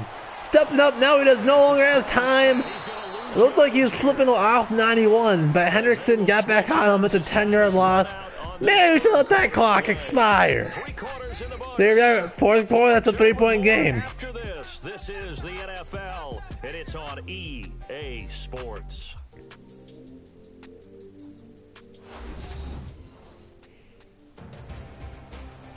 A very action-packed third quarter. The Vikings got a pick 6 by Anthony Barr down the sideline, and we also had the second Drew Brees interception was to Terrence Newman. He got this to the 44. A few plays later, a touchdown, Minnesota.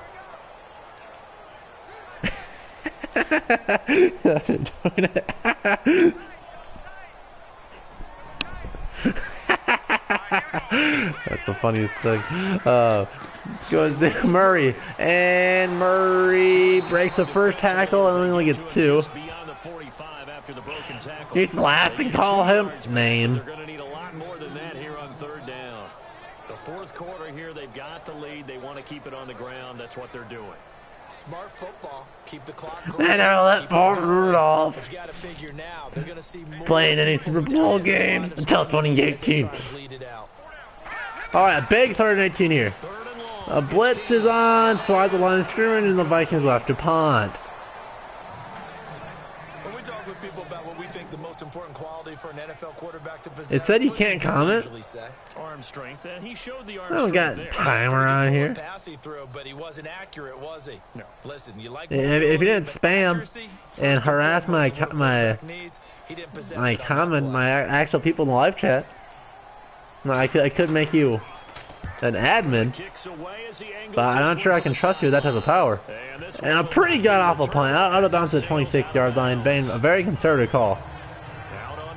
Yeah, I guess everybody does know the lyrics. I think that video's up to like 30 mil views. I'm sure 29 mil from you. I'm eager to see how they decide to do it. Do they want to be methodical, or do they want to take the big strike and go after it right now? 3-point game. The Saints have the ball. Hall of Fame, soon to be Hall of Fame quarterback Drew Brees back on the field. Rookie of the Year prospect Alvin Kamara in the backfield. Mark Ingram's over 100 yards. Michael Thomas had a very big first half and very quiet in the second. Out of shotgun, Brees. Vikings blitz 5.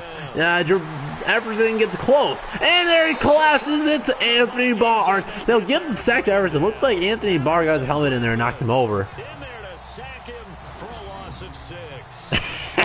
for a loss of 6. Each man did his job. And that looked like vintage school coverage, didn't it? Man coverage reminded me of an old Raiders team. They had a Hall of Famer at one corner and a Defensive Player of the Year at the other, and they just locked people down. A big sack here. That's very good for the Vikings. A 2nd and 16 upcoming. Brees might have to panic. We might be looking at the 4th interception of the day for Brees. Let's see what happens. Let's have over 100 yards on the Vikings. This is very similar to 09. Let's see what the Vikings can do here. 2nd and 16. Brees. The Vikings blitz. And it's a quick throw and drop by Hill. A 3rd and forever coming. A big hit by Sendejo. He's used to dishing out punishment, but here, he's one that has to absorb the contact, and as a result, he's able to hold on to the football. You just gotta take the love here, Jacob. They're hitting at 60%, 6 out of 10 thus far. This is 3rd and 16. Nobody in the backfield with Breeze. That usually means it'll be a short pass. But Breeze steps up in the pocket. And the goon gets a sack! Linval Joseph monsters through the offensive guard for the Saints. Puts him on his back. And then puts Breeze on his back. No contest. None of them blitz. They're just back there in coverage. Defensive lineman gets the sack. That's where the O-line, they go to the sideline, they keep their helmets on so the cameras can't find them, right? Yeah, the cameras can't find them, but I know one thing. The O-line coach will. The refs also should have, thrown a few flags that as the drive goes backwards, so when Favre got suplexed, the Saints were out there playing WWE and the Vikings couldn't play tackle football, so. The Vikings have 3 guys in front of Sherrills. Could be his big return here. They get the 3 guys blocked. Sherrills makes 1 guy miss. Gets the ball at the 49. Solid 2 position starting for the Vikings. Will take over right at the midfield stripe with a 1st and 10. Now the Vikings offense works their way back onto the field. And their previous possession, they were able to move the football, but still wound up punting in the end. In 2016, Carolina had a 20-play drive that lasted over 10 minutes. The worst part about Bountygate is how the NFL gave us an apology letter after the game. It was like, hey, sorry. But still, you'd like to have a chance for points if you hold the football that long. Agreed. Sorry, Commissioner. I'm not sure if that message was actually his fault, but Keenum. Murray gets a big hole. A nice gain on 1st. Gets us on the other side of the line at the at the 50-yard line. Gets to 2nd and 5. So now the Vikings are over 100-yard rushings. We need Case Keenum to make some plays. A very lackluster game for Case Keenum. And this type of performance is not going to beat Brady. Or probably even Big Ben for the matter. But in motion is Diggs. Keenum throws it. Tipped to the line of scrimmage again. 3rd and 5 upcoming. I know our vantage point might be a little bit better way up here, but that looked like an ill-advised throw to me. I didn't see anything open, and this play just didn't look right from the beginning. It did not. I thought he might get outside and just chuck it away. Dangerous pass, incomplete. The Vikings on 3rd down. They've converted 6 times and could use a 7th here. This will be 3rd and 5. Shotgun Keenum. Very big play here. The Saints must be able to screen set to the other right side. And covered perfectly. 4th and 6. The Vikings have to punt. A good punt here could pin the Saints deep. Yeah, you did some of that, right? What do they do when they do the signals? An indicator, right? Tells you whether it goes or not, yeah. Yeah, whether the play's on or not. How about the indicators offensive linemen give when they're getting ready to run a screen pass? And if those get red, well, we just saw that there, didn't we? No gain. No gain. Deciphered it and finished the play off.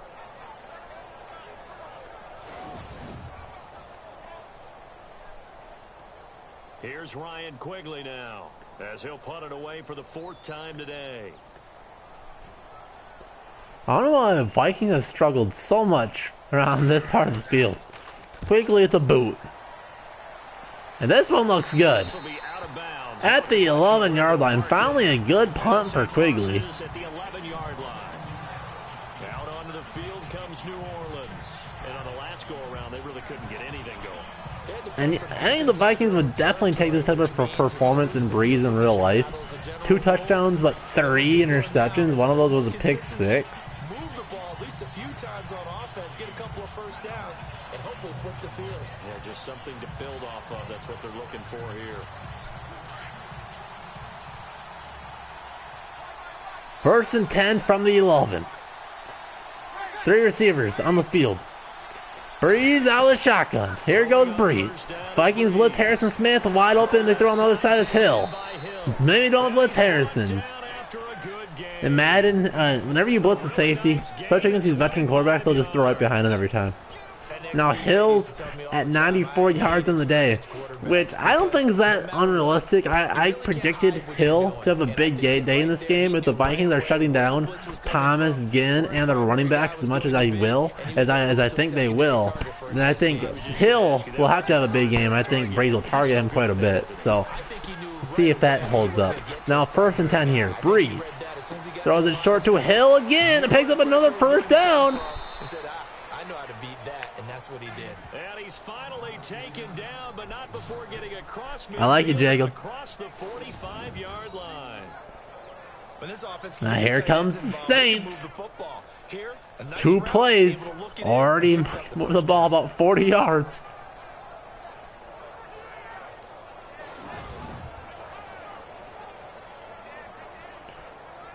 But the Vikings have struggled all day with this field position. See what the Saints can start to struggle here. See if they can catch their defense maybe on their heels. 1st and 10 from the 44. Vikings rush 4. Saints set up screen. It's set up beautifully. Ingram has a big hole. Picks up a nice gain, about 15. Moving the chains once again. 3 plays, 3 first downs for New Orleans. You gotta like the look of it because so many parts come together to make it work well. The offensive linemen where they're faking people out, the back slipping out there, catching the football, then all of them going together as one unit downfield. A really nice pickup. I can see that, Jacob. Especially if we do what we usually do and kick the ball off to start the game. So when we start the second half with the ball, maybe it's like 13-10. Then we score with like a last minute to go. And like the last minute we get the football, we score, get that field goal, tie up the game as seconds expire. Then we start the second half with a touchdown. I get something like that. The Vikings blitz 5. He gets a big hit. Sendejo could have went for the ball. The Saints are in field goal range here. Let's see what happens. Perfection is something we all chase, whether it's playing this game or whatever we do. Not really. Hard to attain, like that's what they were searching for as that pass goes incomplete. Who do you think? So I think the Falcons are clearly the better team. But what's easier, the Eagles in Philly or the Falcons in Minnesota? I think the easier wins in Minnesota, so I think that I know that's like your point. A 3-yard gain, and that'll make it 3rd down. Was that a receiver? Yeah, actually it But the Eagles are so bad, I think we can go to Philly and beat them. Receiver on the play. Ike's been spending time in the receiver drills getting his feet down. So I honestly think both situations will be fairly easy. 4 zeros on the field, 3rd and 7. Let's see a big sack here to be big. Everson, Breeze might run for it. He will, and he's going to pick up the first down and slides for it. A rare run for Breeze, and then picks up the first.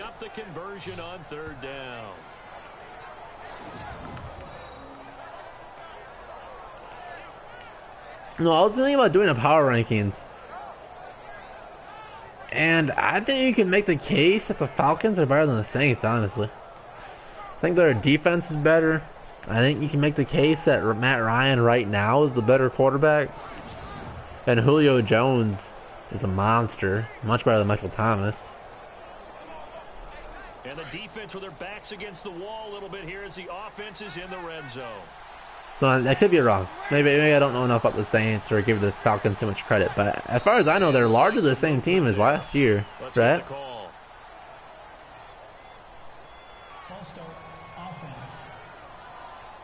The crowd's not doing that O-line any favors. Home field advantage is really kicking in, making it very difficult for them to hear the snap count.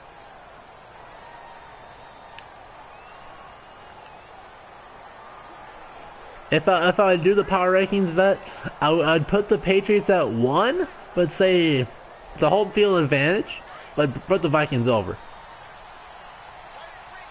Yeah, and I think the Falcons have a new defensive and offensive coordinator. But as far as like the players, it's largely the same. So like, that's why I would say like talent-wise, the Falcons are better than the Saints. Doesn't matter who you're rooting for in this game. The effort of the man with the football, getting away from one and trying to turn forward and get some yardage. I really liked what he did there. Offense walks to the line for play number 7 of the drive.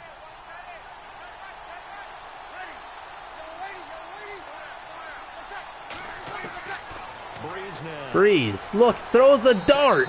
It's Thomas. Short of the first. Bringing us to 3rd and 4. They'll get 9 there as that sets him up better for 3rd down. Tell you what, he's been able to put the ball in some tight spots all game long. That throw, no different. Yeah, a lot of people would call it a gutsy type of a throw. I think he looks at it as, I can do it, so it's not that big of a deal to me, and I'm going to keep firing. This will be the 8th play of the drive here. 3rd and 4. False start there. That will set the offense back 5 yards. Brandon, the lineman certainly. See, you think the Saints are better than the Patriots? And the Steelers are better than the Patriots? Yeah, that'll be accepted, of course, and that moves him back 5. Still 3rd down. But the one thing that I question about the Vikings with the Patriots is how the Vikings will cover Gronk.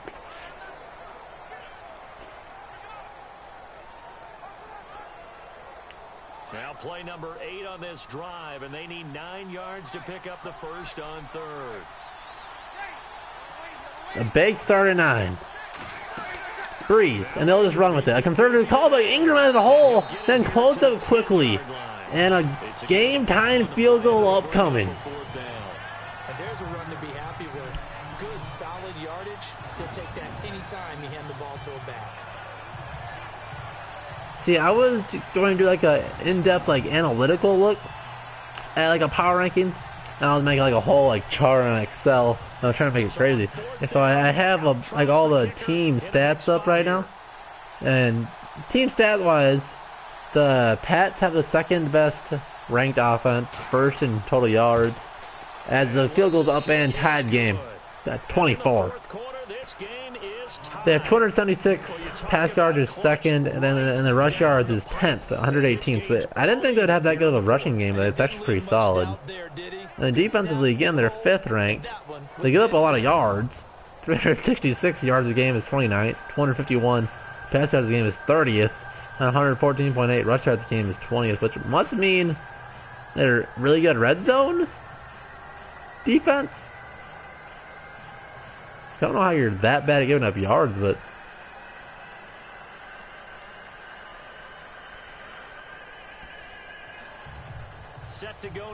I think it's scary how good the Jaguars could be if they had a decent quarterback, because their defense is like just as good as ours almost. Our rush defense is a lot better, but their pass defense is really legit. Now the Minnesota offense set to take over again. And a tight game. Yeah, and then Big Ben threw 5 picks against the Jags, which as they head to the field now, is as much credit to the Jags as it is to the just Steelers just have laying an egg. The Steelers or the Jags have a legit very good pass defense. It's 1st, so. I think it's a joke the Titans are still in it. Alright, but here's the game. 6 minutes to go. Keenum on the shotgun. Been laying an egg. And play action on 1st down and a sack. An unblocked nickel blitz. Not touched. Keenum didn't see him coming. A loss of 10. Back to the 13-yard line. This offensive line, flat out, cannot handle this pass rush. It's been demonstrated time and time again.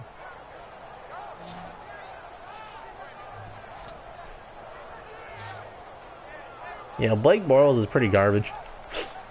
I don't know why he was drafted so high either. It just mind boggles me. He came out of nowhere. Like, off the field issues aside, Johnny Manziel would be a better option than Bortles. Keenum, 3-step drop, throws underneath to Murray. Picks up a little chunk here, makes it a little more manageable. 3rd and 14. Third and 14. And just in general, Charles, on a play like that, how tough is it for the defense to account for a running back essentially being a yeah, I'd be crying right now a little bit inside if that was me. If the running back has skills like I'd be looking and be like, oh man, my heart can't handle this in real life. But a big 3rd and long here. See how conservative the Vikings will be. Keenum throws it deep. He's got his man. It's Thielen. A big chunk of yards there. But now we're at the side of the field where the Vikings cannot been able to convert first downs all day. Let's see what they can do here. Very proficient and a good pass. And you know what I've observed over the years in the NFL? The better a route runner you are, the more confidence your guy's going to have in you to go to. No, I think this year's Super Bowl or bust at this point. We're too good of a team. Our defense is too historically good. We have the 10th best offense in the NFL that complements it so well that I don't think losing is not an option at this point. Let's see what else the offense has up its sleeve.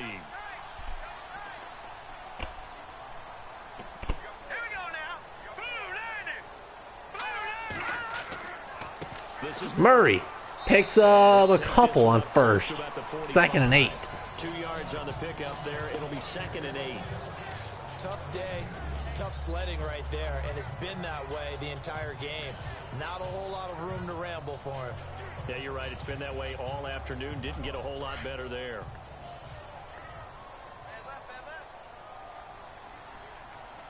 No, I don't want to see him get a Super Bowl. I want to see him winning it. I don't want to see the Vikings lose the Super Bowl. That would be too heartbreaking.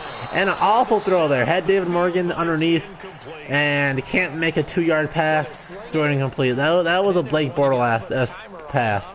Missed his big tight end wide open underneath. Could have been pick up a 4 or 5, and now we're at a 3rd and 8. One of the bigger plays in the game thus far. Yeah, don't do that. Don't do that, Bet. Up on a big 3rd down. 3 receivers on the field. Out of shotgun is Keenum. The Saints blitz. Vikings pick it up. Keenum has time. Throws it deep. And Diggs is... did he caught it? He caught it. The first down. What a play by Diggs. They'll review it.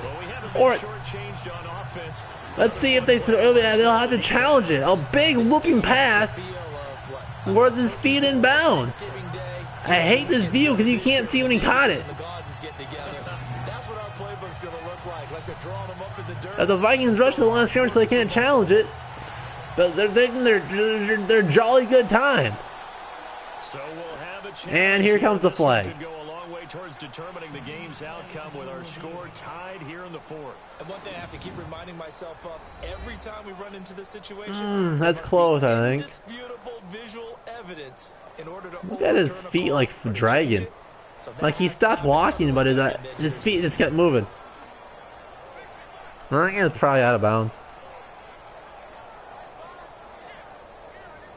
It's like he sideways moonwalks. It's so weird. Yeah, 4th and 8, overturned. Boo! The crowd. Can you imagine how loud the crowd would be at this point in real life? I need to turn the crowd noise up. Look how excited the crowd looks. They're just sitting in their chair. Oh, football! Oh, big punch here. 3 timeouts remaining for the Vikings. Both teams have 3 timeouts. Plenty of time for each team. Quigley. And he gets it away. A directional kick going toward the sideline. God awful punt. Holy cow! It's a net of like 20 yards. About more like 30. That's an awful punt. And they had a long drive last time, but they had to settle for a field goal, and I'm sure that's how it felt to them, settling. They probably should have gotten in the end zone. Yeah, not out now joy, right? Because that's what you get when you put the ball in the end zone. But there are benefits to that type of a long drive. Your defense gets a chance to take a break, adjust a little bit, maybe get themselves ready. Yeah, that sucks, too, man. I go to school in St. Paul, so I might actually... I don't know how dangerous it'll be in the Minneapolis area, but I might take the light rail down there and just check out the whole to that. The Vikings blitz, and it's a perfect screen pass set up perfectly. Ingram down the sideline gets a big hit by Harrison Smith, and they pick up the first down. Went through puberty halfway in that sentence. Mark Ingram has been tearing up the Vikings. Remnants of Reggie Bush in 09. Too small to be an effective quarterback in the NFL. Yeah, how'd that work out? Yeah, well, his footwork, I think, really sets him apart. Remember, he was a junior tennis champion. Beat Andy Roddick. Yeah, I hope it's not this close, though. Back when they were in the juniors, I think that footwork really helps him be the great quarterback he is now. Hope it's not this close. I'm in St. Paul too, cool. Yeah, I go to college here. The Vikings defense needs to come through here. We have 3 interceptions on the day. Can we get a 4th? And they'll play action here. Breeze looking. He has all the time in the world. Throws it deep. Intercepted. It came through. Trey Waynes. but it's fumbled! It's the football. It's loose. And he picked up his own fumble. Trey Waynes, the butt of so many jokes, the Vikings defense takes away Breeze.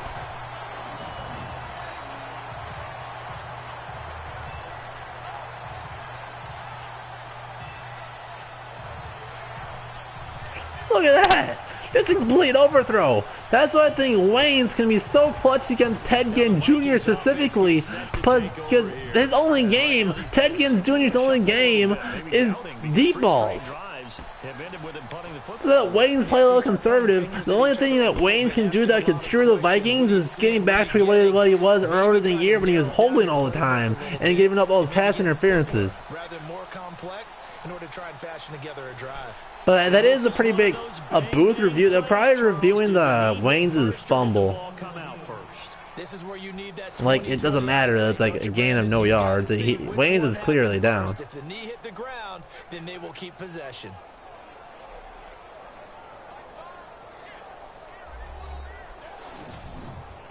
Thought the knee was clearly down there. It's a gain. It's a difference of 0 yards. I'm pretty sure. It's really just for a stat sheet. So. 2nd and 36. What?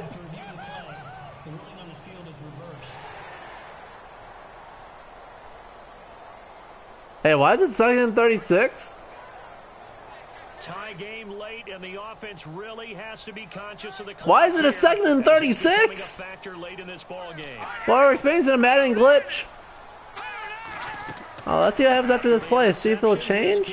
Keenum throws it, almost an interception. We'll go back to. It's third. Okay, we lost it down in 18 yards. It's a lot of contact going on there, and in the Madden 18, the most realistic football experience you've ever seen. Everything looked pretty good until you intercept the pass, and it's instantly 2nd and 36. This is 3rd and long. What? Look, and the play action here. 3rd and 36 somehow. We have all the time in the world. Keenum throws it deep. We can pick it up. We picked it up. They didn't move the line of scrimmage back. That's what happened. They didn't move the line of scrimmage back, and we still picked it up. Unbelievable. They didn't change the line of scrimmage. We had the same. It was still the same first down marker for the Saints, and we pick it up. Treadwell shutting up the haters. It's the equivalent of a change-up in baseball. You show your other stuff, throw the change-up, and on that play, it worked for big yardage. This should bring us to the 2-minute warning. The Vikings again have absolutely sucked at this part of the field. They're about 20 yards away from a Kai Forbath give me field goal.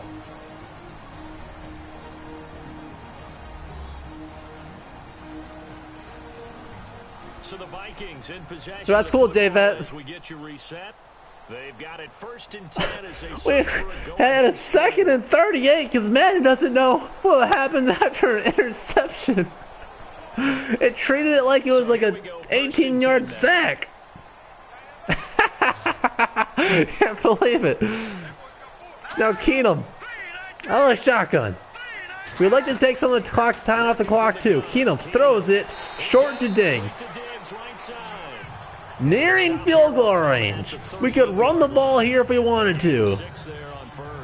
I would say it's a good idea too, but 2nd and 4, maybe a position to do a play action pass, or if you're too risking it, just keep doing short passes. But you don't want to keep doing it short all the time, so that you can let the defense jump those type of passes. Single high safety, they can also take a shot here if they want. Out of the shotgun, Keenum. Short passes here are risky. A run here is a safe play. It's not going to do a whole lot though. And they'll even call it a loss of 1. They need to pick up some yards here. They aren't in field goal range yet. In real life, maybe. But Madden, no way. I see your face. You're worried about that clock. I'm worried about the clock, and at some point, you have to have a splash play in there as well. It was Madden 16, Jacob, where when I would do no huddle, I think it was when it happened. Occasionally, I would have linemen disappear on me. So the offense needing 4 So I would have like yards. It's third a down. 3-man line blocking me. So I'd be like instantly sacked. There's nothing I could do. I had one time where the center happened, so I couldn't snap the ball. And they pick up the. It's be very close. Where's the call? They're gonna call it 4th and inches. It's just their first. They've got 2 more to use here in the final stages. Yo, good luck to you too, Tim. The Cardinals have always been a pretty cool team. The Cardinals are actually my high school mascot. And every Vikings fan has a soft spot for Larry Fitzgerald. It's a shame for what happened to their team. Their defense has so many stud players. Carson Palmer just his wheels just kind of ran out on him. I know Larry Fitzgerald's definitely getting up there too. So here Here it is. A minute left in the game. Kai Forbath to take the lead here in for the lead.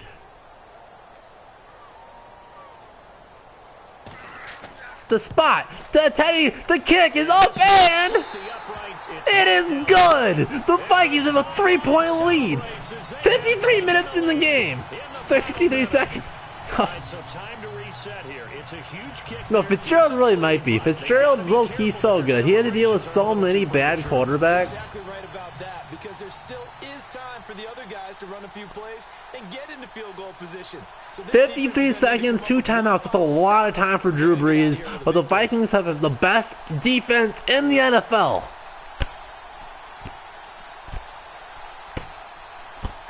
Let's just make this up. The winner faces Atlanta for the Super Bowl. Yo, David Johnson's such a beast. There's so many good running back and running back tandems in the NFL. It's so crazy. Here's the kick. Lewis will take it out of the end zone. Gets to the 20. To the stuff right there. Good defense for the Vikings. They'll get the ball at the 24-yard line. A loss of a yard if he was just taking a knee. Drew Brees getting ready to go again on offense. This is something we've seen many times over the course of his career. Can he pull off another fourth-quarter comeback? Hey, I just appreciate you being your vet. A player of this magnitude, So it's just as fun for me. Love having you guys here. Love that we have some people here. And if anybody that's new, every Tuesday at 7, I don't know what I'll do in the off season, but I'll probably still do some type of a stream. But nobody in the backfield. The Vikings could get a sack here. Here we go. The game's on the line. Vikings blitz 4. Underneath throw to a Hill. He's gonna keep him in bounds, and there'll go no huddle. The computer's always awful in these type of clock management situations. Let's see if it bites him in the butt again. 30 seconds to go. Breeze looking, throws it underneath again. The same play. This time he gets out of bounds. 30 seconds remaining. For only a couple, it brings up third down. that was an okay hook up there with his tight end, but unfortunately they didn't get. I think I actually heard whispers of Shermer maybe going to Arizona. I don't know if that's if they've already picked up a different coach, but if a Shermer goes to Arizona, then he gets to groom his own quarterback on the draft, or maybe that you guys get Keenum. I could see that happening. I don't know what Larry Fitzgerald's future is though. Breeze, out of shotgun, throws underneath to Homanau. And they'll call a timeout. They have one more timeout remaining. 37-yard line, 25 seconds to go. Hey, don't mention, I'm just glad you guys are all here. It's always fun.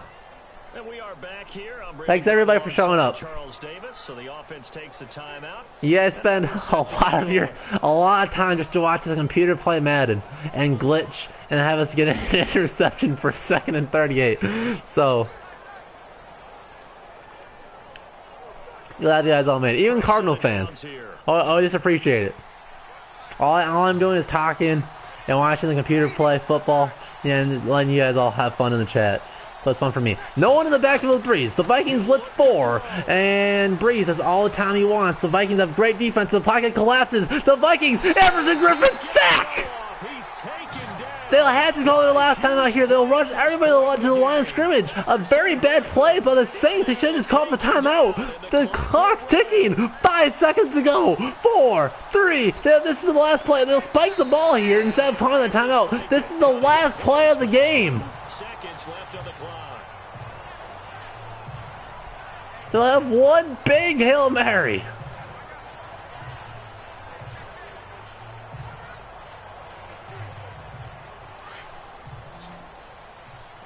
Two seconds to go for the NFC title. The Vikings have 3 down linemen. One quick pass. And it's intercepted. Rhodes close. And the Vikings are getting away from the Super Bowl. For a fun and entertaining game here. Coming down really to that last play. Great job defensively to get the pick. Oh, boy. Every play during a game matters. I don't know if I can handle that in real life. Key ones, but at the end of the game, when you analyze it, 3, 4, 5 plays are going to be the ones you focus on, and that last play was one of them. The last shot had to take it, and they came up with the interception and sealed their victory.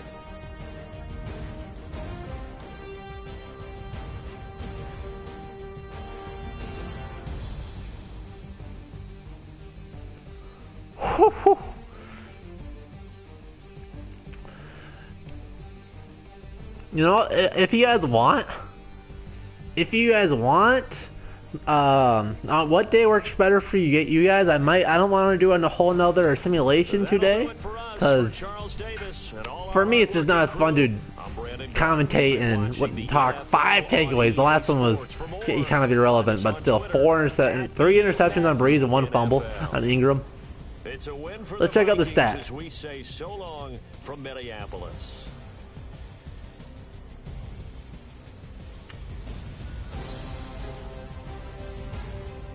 Breeze is still better, but look at this. 31 for 44, 70. They both had the same completion rating, which is comparable to real life. 325 yards, 222. They both threw picks. The difference here, 4-1. 2 touchdowns for Breeze, 1 for Keenum. And then Keenum with the 38 for the longs. They needed it for the 38.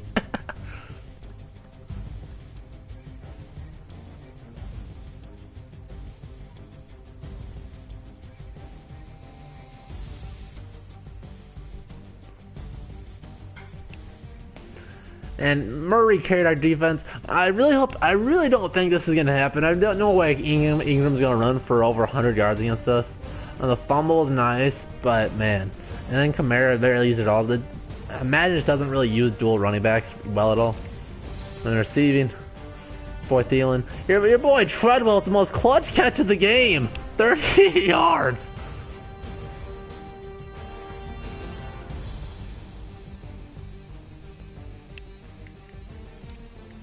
Defensively. 2 for Cameron Jordan. I can kind of see this happening. The Vikings might have to let David Morgan or Rudy help block Cameron Jordan. He's really good. Then Everson got a sack. I think Everson's due to go off. He's been quiet the second half of the year. So if Everson's getting a sack and a half a game in the postseason, that'll help us a ton.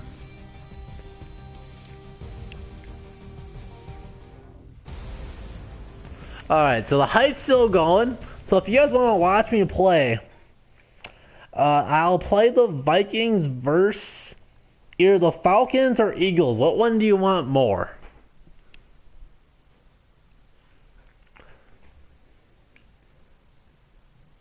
Or if you want, I can just play someone online. If you guys would rather that too. Or heck, if any of you have Madden, I know I got a request earlier.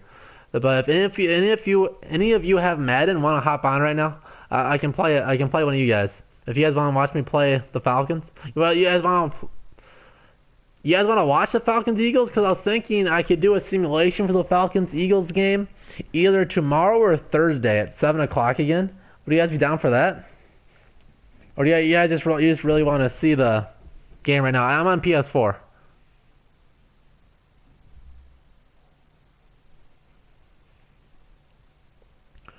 So I was thinking doing a whole different stream either tomorrow or Thursday night. Yeah, because I figured it's gonna get pretty late for some of you. It's not too late for me now, but I got stuff to do tomorrow. But we'll play. The only one I see is Vikings versus Falcons, so we'll be home versus the Falcons for the Super Bowl. But I'll just play this one. I think it's more fun to watch me play, probably.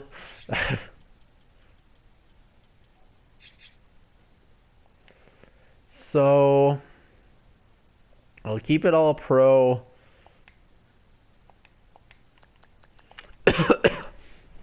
We'll do like 10-minute quarters, so it's not as long for you guys, and it'll be faster because I'm playing it too. Or we could do a Super Bowl game. Wait, that's not even an option? I guess Super Bowl is not even an option. Or I think it's in the. Oh, here it is. Yeah. Either Thursday or Friday, or Wednesday or Thursday. All right. Probably Thursday night, or whatever works better for you guys. If I see more one day or the other.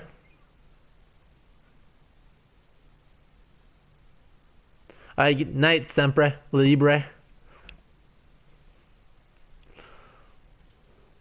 So I was thinking Thursday night then. That's what I'm feeling. We'll do that's just a 10-minute simulation game. Quarters, 10-minute per quarter simulation. Because I don't think you guys would care as much because it's not the Vikings, so I don't think you guys care as much who wins. So we'll make it a little bit faster. And then to spice it up, we can do. I might just do full 15-minute quarters, and I'll play the winner of that game for the Super Bowl. Or for that NFC Championship game. That's just for fun. I think it's fun for me to. I think I'm pretty good at Madden. I play All Pro. There's some All Pro BS. There's some Madden BS where you get an interception. It's a 2nd and 38 for some reason. But yeah, I'll see if I can get this into a highlight strip. I'll get a highlight of the game. See if I can get that out Thursday or Friday too. And I'll try to get you guys lots of content this week because I don't know how much you guys really didn't care a whole lot about not getting a whole lot of stuff from me last week with my computer issue, but it bugged me. Cause, oh no, that's how good I am. I'm gonna fumble the kickoff. It was all part of the plan. Okay. I always like to get Ryan start. Sometimes it messes me up, but.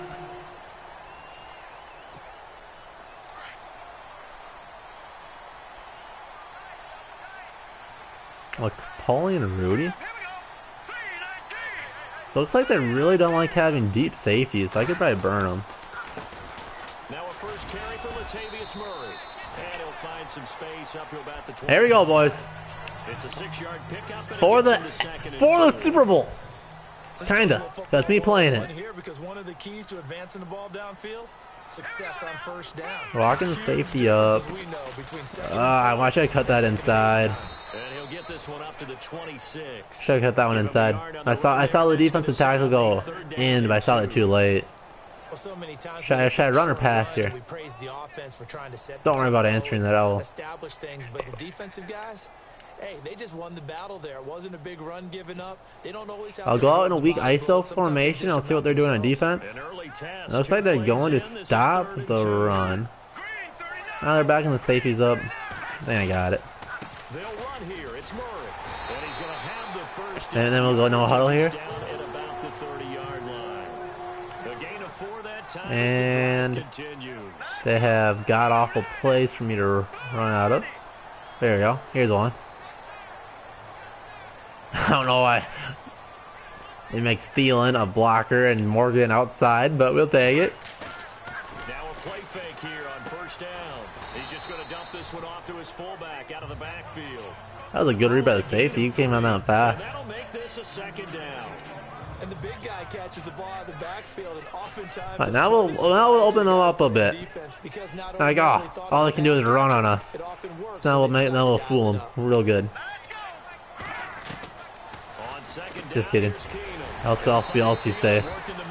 I'll take the easy yards. All right, now we'll go back to running. Halfback power. A very common play I ran in high school. If you're running this on Madden, you just want to be a little bit patient and don't burst until you get to the hole. But you'll get the hole right there, and then you'll get one-on-one on a safety. If it works out right, you'll get that. So, it works out once. Now it's your turn. Let's do it again. Again, looks like we'll be able to do it again. Have a nice hole there. See, sometimes the defensive end, the edge rusher on the outside there, can tackle you before, if your tackle can't make the play, they can make a good play and stop you before you can do a whole lot. And one rule of thumb, when there's outside breaking outs like that, try to do that on the outside where you have more room. I totally just pressed the wrong button there. And maybe lucky there. This guy doesn't drop many defensively. Third down. Totally pressed the wrong button there. Definitely not that I'm bad at this game. They try their best to find someone open, but they took away every passing alley, every angle, and shut the play down. Treadwell! Hard throw, incomplete. Oh boy. This secondary. When I watch Oh well. they remind me of elite defenders on a Let's pin him deep. court, right? I showed you guys how to do offense for so long that I figured I'd show you how I used to not do it. So if I just show you like perfect offense, like what are you guys really learning? Oh, Newman. Well, oh well. I tried to get it out of bounds. It's hard to tell where you're gonna actually punt it. But why are you throwing a Treadwell? I thought he was open. If I would have thrown it a little bit earlier, who was open? But I guess it's my choice. I should have known Treadwell's not the guy there. And I guess run blitzing is not useful. And Trey. Touchdown, Falcons. I love Madden. See what happened here. How does Treadwell... Is it Gideon getting washed inside, or is it just a good play call against me? Because does we blitz in order to pursue? I don't know what happened. I don't know where the corner is. And the Falcons have taken the early lead. Well, that's fun. That's the fun thing about Madden. Sometimes you call the perfect play. Oh, they're running here, obviously. Oh, run blitz. And it won't work whatsoever. It's good, and that gives the Falcons a 7-0 lead. That's alright. This is why we do 10-minute quarters. So I can show you what mistakes look like so you guys can learn for your betterment. Because I'm the best Madden player of all time. So why would I need to make myself better? Look at this. A wide open lane. I get you right where I would have been if I would have taken a knee. I like this play because you can get the back in single coverage there and it's usually a good game. Leverage guys, win the line of scrimmage. If you do that, no, they ain't giving Diggs any respect. I'll throw, make them both go deep. I'm losing? And maybe some Matt. I got a 2nd and 38. What am I gonna say? No, I had a good drive right off the bat. Oh, Diggs gonna be wide open here probably. I did a toss to the outside, and Diggs drops it down the middle and hits him in the numbers. This team is not gonna make it easy for you. They're a physical group, and we just saw it there on that play. It came in, made the contact, just as he's trying to haul it in. Yeah, I blitzed all my linebackers, and they ran it, and I missed everybody, I guess. So. On third down, Murray. Oh my God. I don't think he got there. No, they stop him right where it all started. No gain on the play there. All right. Bring up 4th down. The Vikes won. We had a last-second field goal. He actually missed a glitch. I'll make a video so you can just watch it. But there was a glitch. We intercepted the ball, and the Madden gave us a 2nd and 38. It kept the line marker the way where it was before. So we had to get the same first down marker the same. So we intercept the ball, and it's instantly 2nd and 38 for us. But we end up winning. We had a clutch 38-yard pass on 3rd down.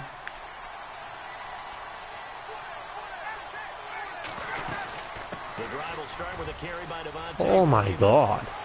He's averaging like 6 yards a carry. It'll be a gain of 10 to start the drive out by a few inches. You're talking about this game, right? Like, yeah, no one can run against me. It is pretty stupid, though. I'm not gonna lie.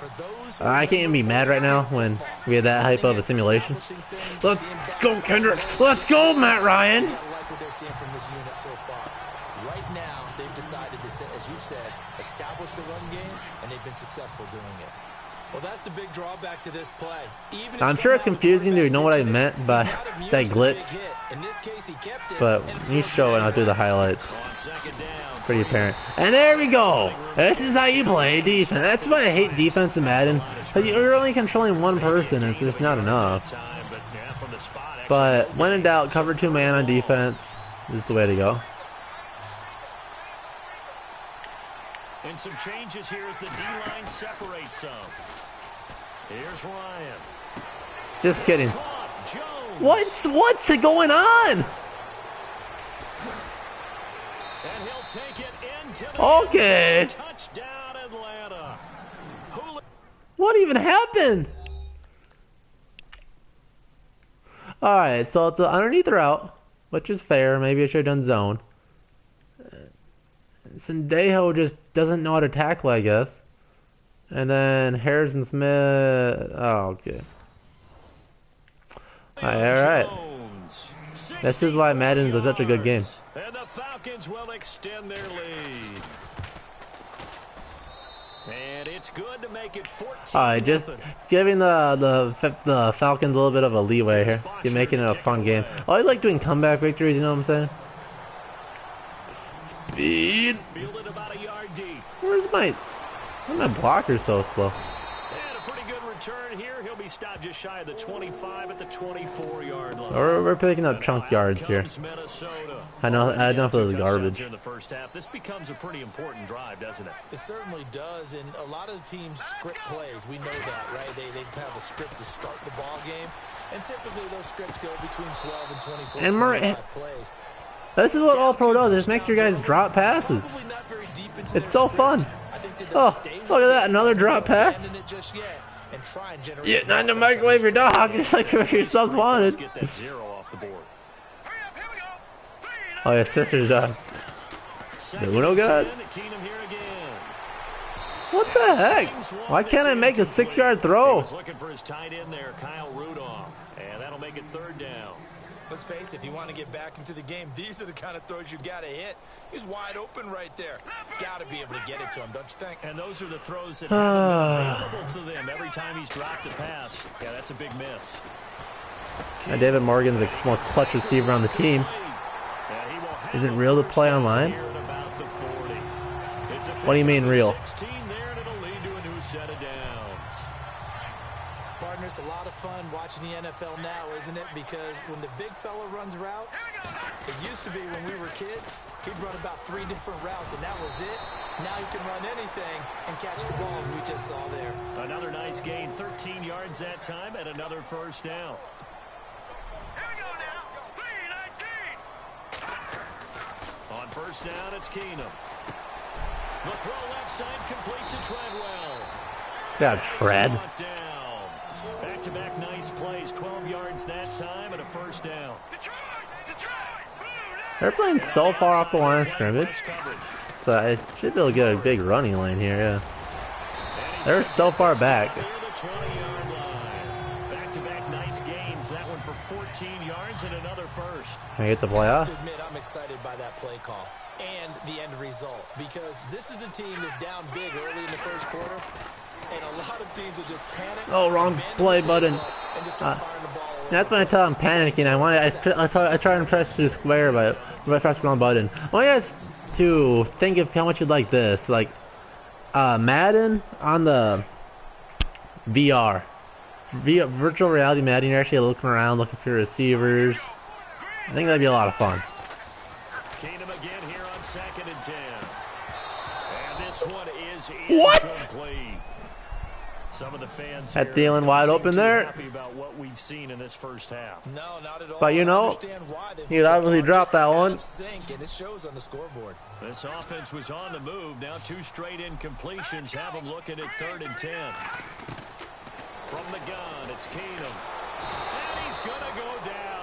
Yeah, I stepped into that and pressed the throw button, but that doesn't work on All Pro. Whatever, points is points. Yeah, I get something out of this awful drive. I think he was trying to go through his progressions, find someone to get rid of the football. Before he knew it, he was on his back. So that just brings us right back to what you said in the beginning. A great job defensively. Nowhere to go with the football. That led to the sack. Man, it's so stupid. I totally had a touchdown. I threw it. Just and Thielen had to step on him, jump through it. Key for everything. How many offenses we talk to that say we have to finish drives? Man, that's god awful. This team hasn't finished it quite. All right, we're taking in man coverage, seeing if cover 3 mans anything useful. Because every other play call has been absolutely god awful for me. They'll run with Freeman here to begin the drive.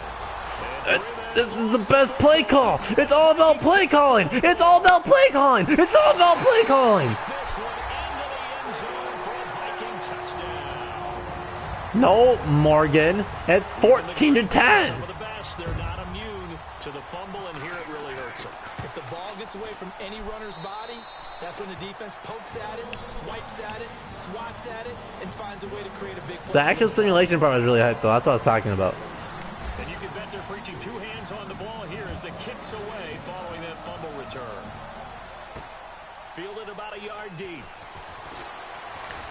And this return net's positive as he gets past the 25 and up to the 27-yard line. Atlanta now. I love blitz again. They just got lucky on that first touchdown in like 80 yards to that blitz. I did this blitz and they did outside run. Won't work again. Yeah, it won't work again, Matt Ryan. Back up. I ain't garbage. From his linebacker spot, he's able to drop it for a loss of about 10. About 10. I cover 6 too, because it covers about everything.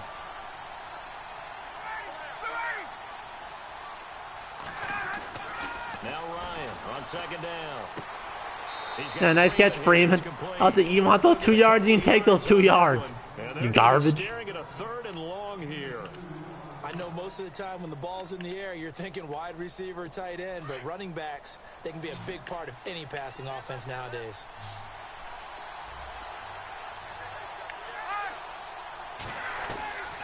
Third and long. It's Ryan. Coleman has it. Yeah, take those couple yards, you idiot. Get back to your bench. Yeah, tackle you right by your sideline and stay there. Everyone's got to be able to catch the football. Doesn't matter what stay there. you play, but if you're on offense, you aren't worth my time. Get back to your sideline.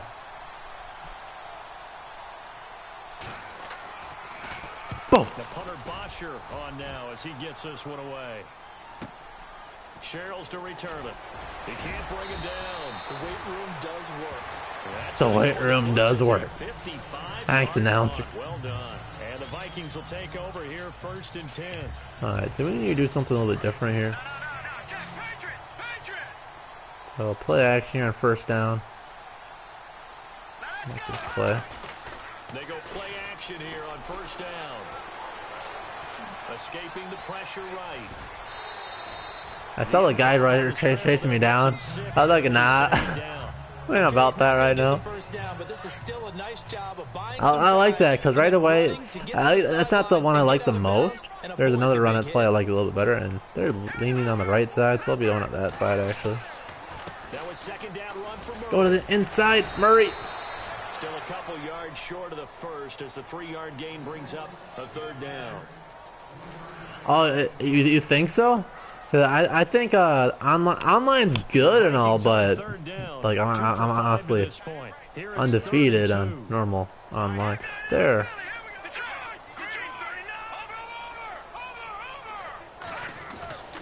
Throwing now is Keenum. And he's got Kyle Rudolph. And he gets it to the 34. Good enough for the first. 5 yards is the pickup there as that extends this drive. Yeah, I just don't like the lag online. That just really bugs me. But on that play, he did it with that big wide body of his. Didn't get a whole lot of yardage on the play, but it did what it was supposed to. There we go. And he's across the 40, 3 extra yards to the 43. Give him 9 on the See if my boy McKinnon's in the game, I'll do this play. No, it's still Murray. Looks like I have a decent setup here. Let's do it.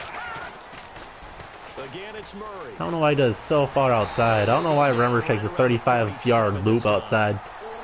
Seems to be my lead blocker there. You know what? Yeah, you know what I'm saying? Look at my tackle. Look at my tackle here. I loop it out. Look how far back he goes. Like, you don't need to go 5 yards backwards to get that corner. If he just goes straight to him, I probably have a touchdown. Once I trip into him, just trying to get around him. I like this play too. I mean, like, this is actually the play, or at least the route that McCaffrey did on that touchdown that the Eagles got late in the game. But you just get that lead. Look at that. That works so good. And when it's man coverage, if they blitz, it's man coverage. You get it out in time. It's money. Good route, good pickup for first down yardage, and that is a tough one to cover. The angle route, because a running back getting out of the backfield.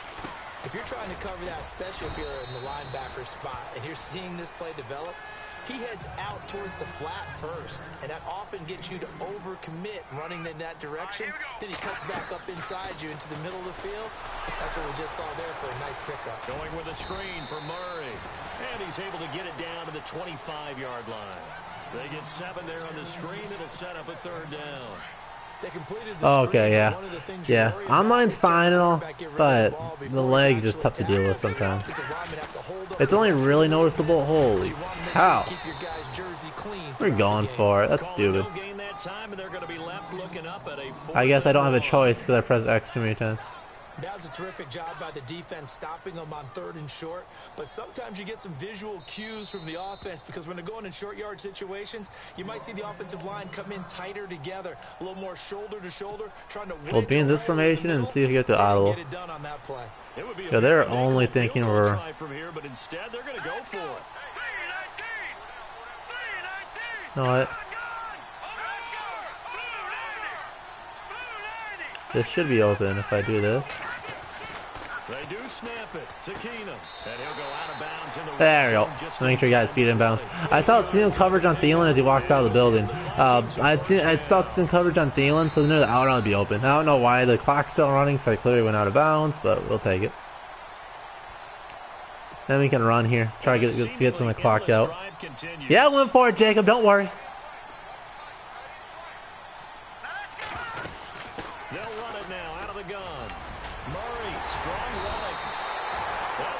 Let this clock go down. Let this clock go down some. You know. Alright, so as we wait for about 20 seconds to go off. If a Big R Tone is one of you, thanks for the follow on PSN. Let's let this clock go down a little bit. So how's the winter doing for you? I know the weather's changing a whole lot. You guys like that? I know today was like 36 here. When I'm used to like -10. So that was real nice. No gain on the play, and it's going to be 2nd and goal. They're right there at the 1. No gain, but don't let that stop you. Line back up and keep going at them. If I'm them, I'm thinking about going at it 4 straight times. Yeah, I'll either hit the, actually.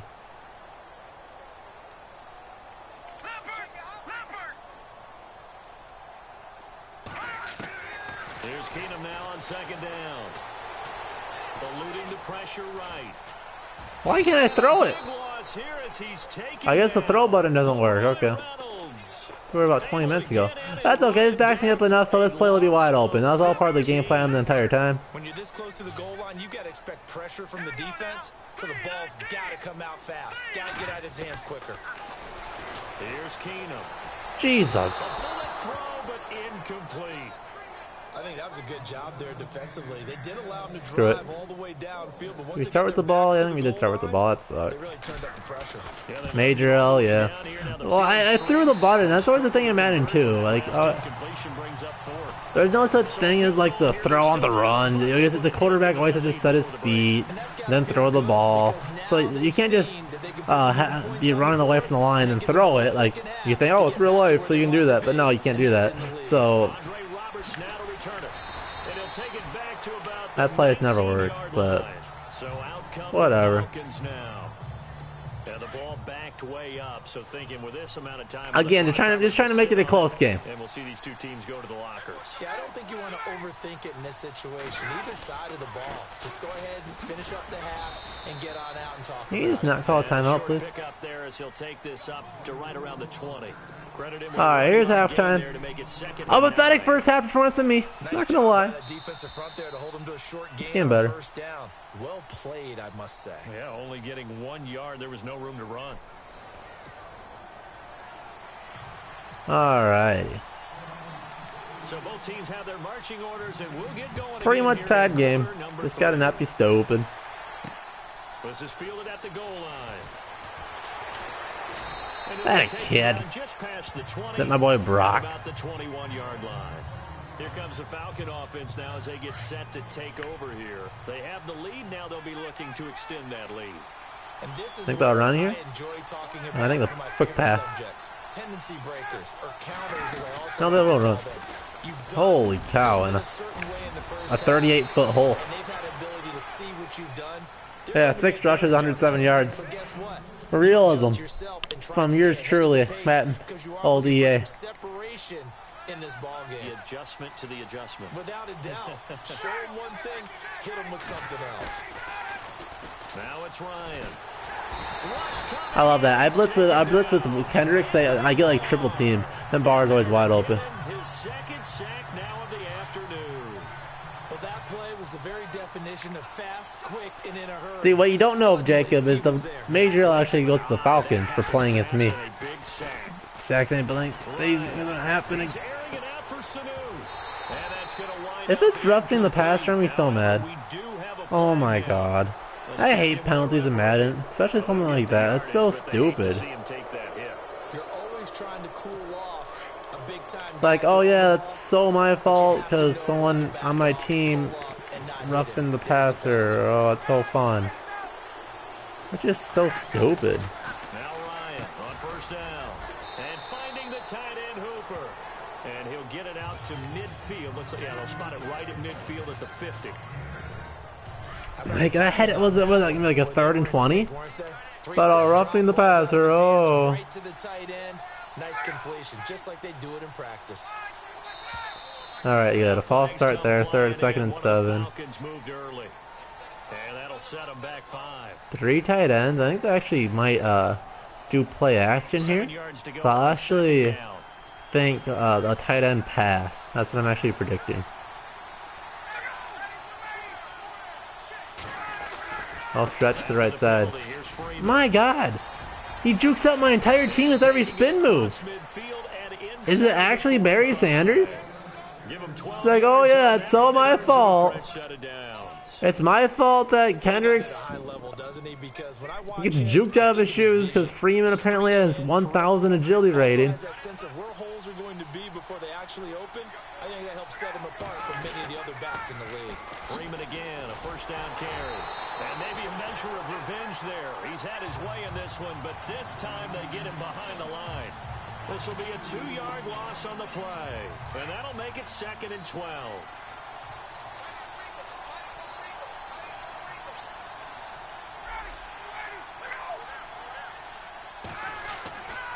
Man, another stretch play. It's Freeman. Another play that almost worked. Maybe a measure But of Kendricks revenge finally there. wasn't He's had his god way in awful. this one, but this time they get him behind the line. He lost 2 there, and it's 3rd down. I don't know about you, partner, but I'm rubbing my eyes after that play. Did we just see that runner not get yardage? A big Not get yardage? defense. What? It does happen occasionally, even against the best running backs who are having big days. Here's Ryan. That's Kendricks, complete. stop being god awful. Pickup of 24 on the 3rd down conversion. Man, this And they're is so fun. against the The zone people I defense. control What do you think of suck. that? Takes real coordination between the passer and the receiver because you got to read those zones. Oh, look at that. This play works again. And, oh, we recovered the fumble. Oh, almost like I'm a god at this game. Chance at the offense as they work their way back Just out. make it all about me. Possession of the second half. Try to make this a realistic game and do different play calls. Never ceases to amaze Bad me call. because You would think there would never be a fumble. Just need to start doing whatever I want. From coaches all the time, right? And how much they practice not fumbling. Practice it, preach it, talk about it all the time. You would think no one would ever turn it over. Yet they are humans out there running around, and we just saw another one. Opportunistic by the defense. They give him 14 yards that time. You trap this guy because he's in the hole. Now a give. This is Murray. And he's brought down. They pick up 12 on the play there, and they move the chain. Okay. I want to do a play action here, but coach says we don't have a play action pass on our playbook, so I guess we're not doing a play action. He seems to be getting stronger Oh, as the day goes along. they ain't respecting digs. There's no deep safety over there. First down. There's no deep safety over there, kid. Sit down. Get back to your sideline. Territory. That goes for a gain of 31. Sit down, kid. I could have saw that a mile away. I'm pretty sure the exact same play that I lost a bunch of yards on. And strike like that, have explosive plays. That's often the difference in winning and losing. Those types of plays that can knock a defense off balance, that'll drive a team towards a victory. That'll bring up 2nd and goal after the gain of 5. Oh, Looks man. like the defense in press coverage here. Oh, press coverage, you say? Then I actually say my boy Thielen is running a quick out route on this scrub. 2nd down. Here's Keenum. And they're going to get to him. A sack. I literally snapped the ball and I'm sacked. 2nd goal, last thing you need to do is get pushed backwards to take a sack. But he couldn't find anywhere to go with the football. Had to eat it. And ended No, up I literally snapped the ball and I got sacked. On 3rd down. Alright, Thielen's about to take his cut. I threw the button. Oh, wait, I'm sacked. Oh, I ain't that cool. They'll need to get the play off quickly. Keenum. And my boy Carter had his chance, but it hit him right in the numbers. And he said, Coach, put me back on the practice squad. I'm god-awful. I don't know why I'm on the actual active roster. I can't catch a ball to hit me in the numbers. Right in the noggin. Pump, throw, oh, I'm wide open in the end zone. They forget to cover me because I'm a god-awful practice squad tight end. Oh, look at this. Hit me right in the hands, Coach. You can hit me right in the hands. I don't even get touched when I throw it. I'm just going to swat it back down like I'm playing volleyball. completion, force him into going for 3 and not giving up 6. So now here comes the field goal team for the 3rd time today. From the right hash, and this one just a chippy. And Forbath will put this one through. And with that, the lead changes hands here in this 3rd quarter. So it's his 3rd field goal now of the ball game. Boom. And they have needed his leg because this last one gives them the lead. It's been a back and forth kind of a game, Brandon, but now you've got to tell your defense, hey, we need a stop here so we can let this momentum carry us through to the next drive. Atlanta now coming out on the field. And last time the turnover on the fumble, and they were in enemy territory, so that had to be very frustrating. Down on the scoreboard here, can't do it again. You nailed every blitz coming, Yeah. down he goes. Nice one. I'm Kendricks. I covered every play. Not dropping into coverage. He comes on the blitz and takes him down for a loss of 9. Get out of here, kid. amount of sacks that they've Get back absorbed to in this game is preschool absolutely league. extraordinary. Let's just face it. This offensive line, flat out, cannot handle this pass rush. It's been demonstrated time and time again. On 2nd down, here's Ryan.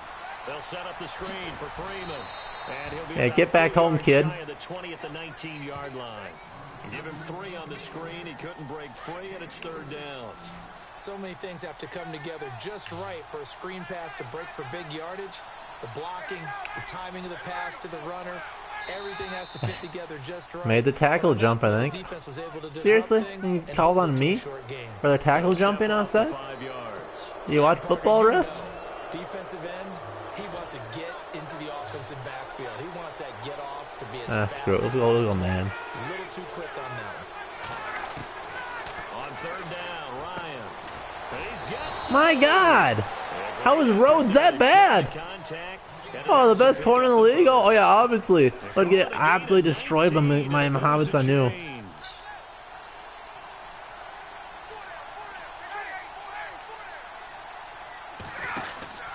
This is Freeman on 1st and 10.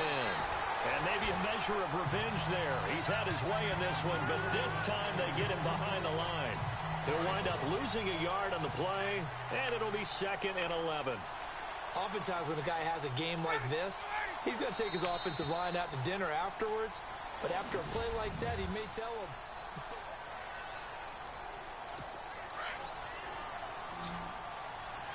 All right. What's the thing do? Oh, look at this. Tom Johnson jumped off sides. I'm trying to audible.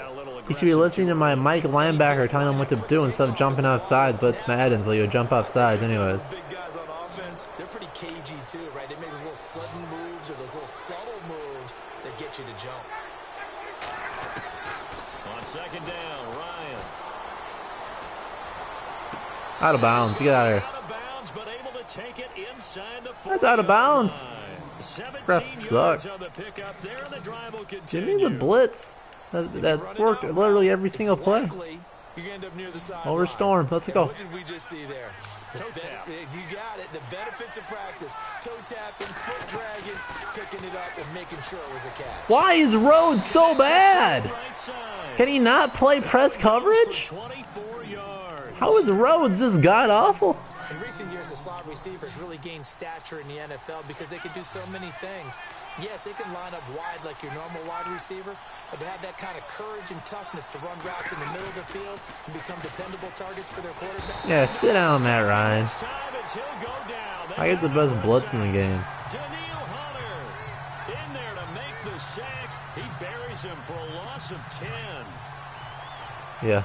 I'll only play man coverage because apparently Xavier Rhodes can't man up on Sanu.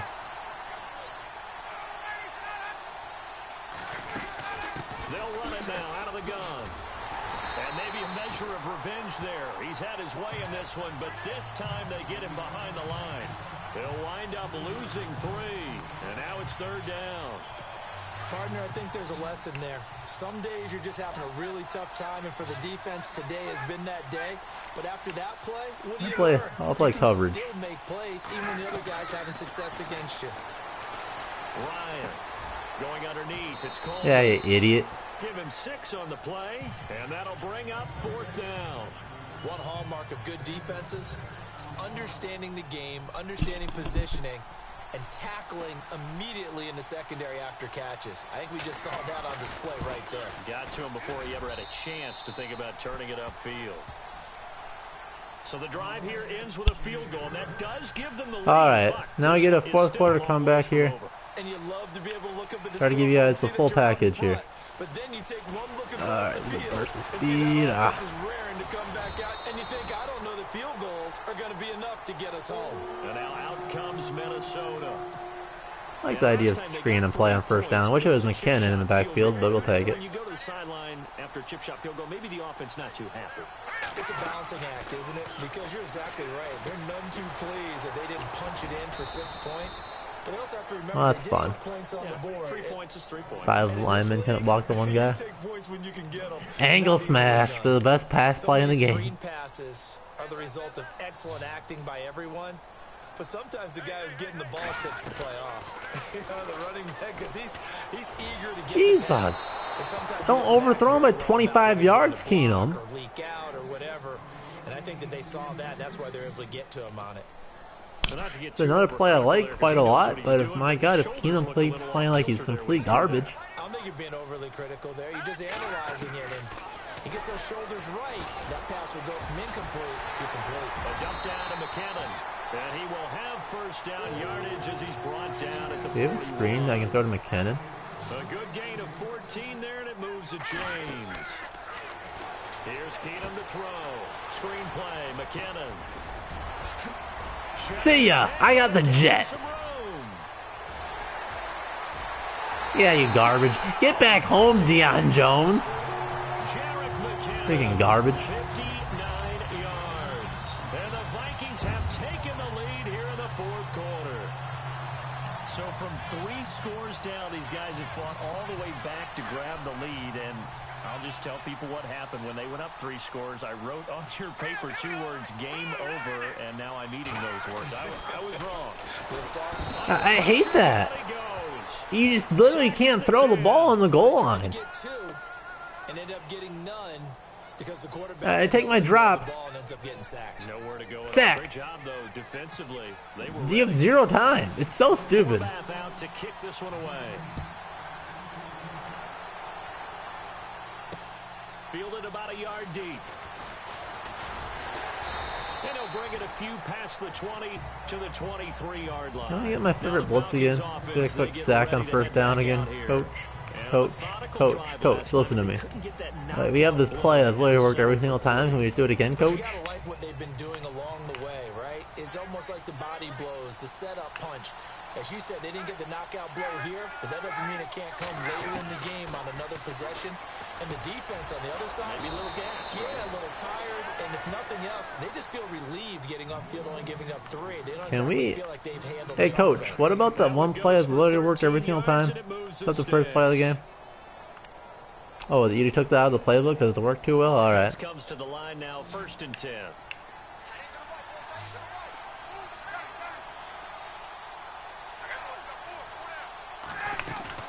Now a play fake here on 1st down. Looking for Oh, look at this. It's the non-Pro Bowl Harrison Smith interception. And he'll return this one just shy of midfield to the 49. See, I told you guys I'd win.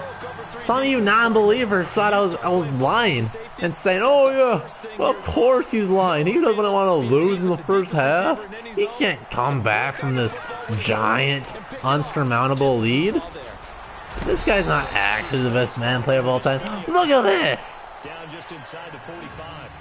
A good run there on 1st down, and it'll leave them with a 2nd and 2.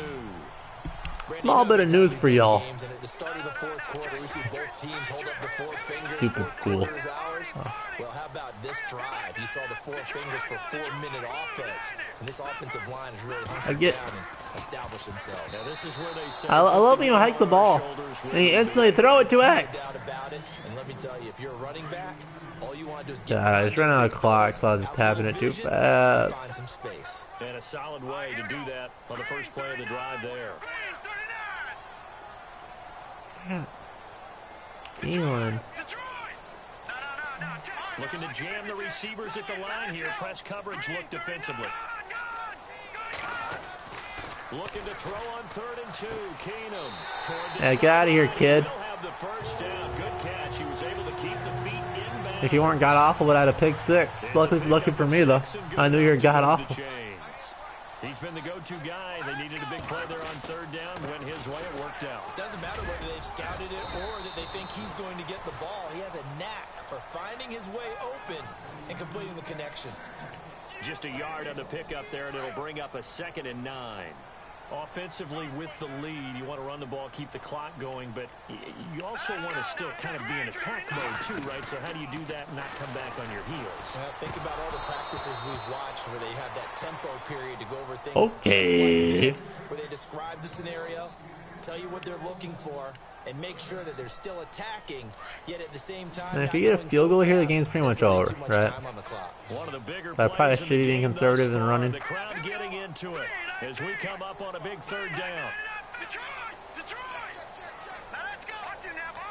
I actually like this because From the gun, here's Keenum. Because of course Jarius Treadwell. Of course Treadwell would drop it. That would have been a great catch, but it's real difficult to hold on to it because it was contested all the way. Would have been a great play if he'd been able to haul that one in.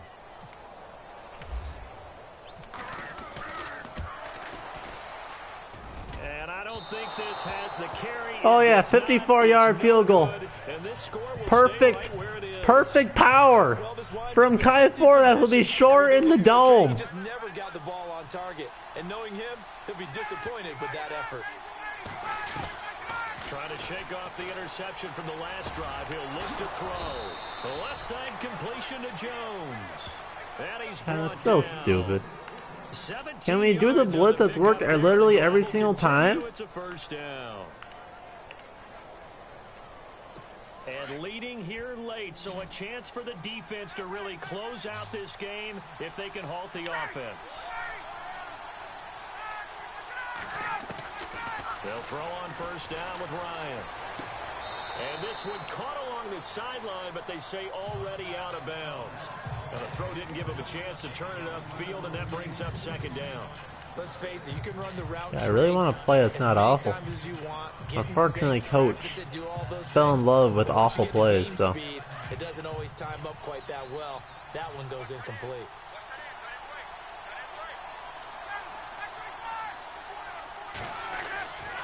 Second and 10, it's Ryan again.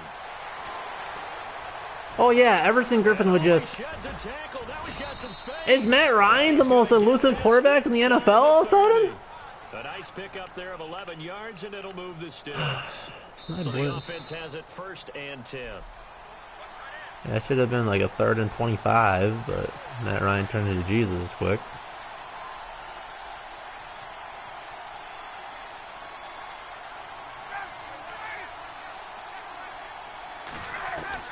He's back to throw.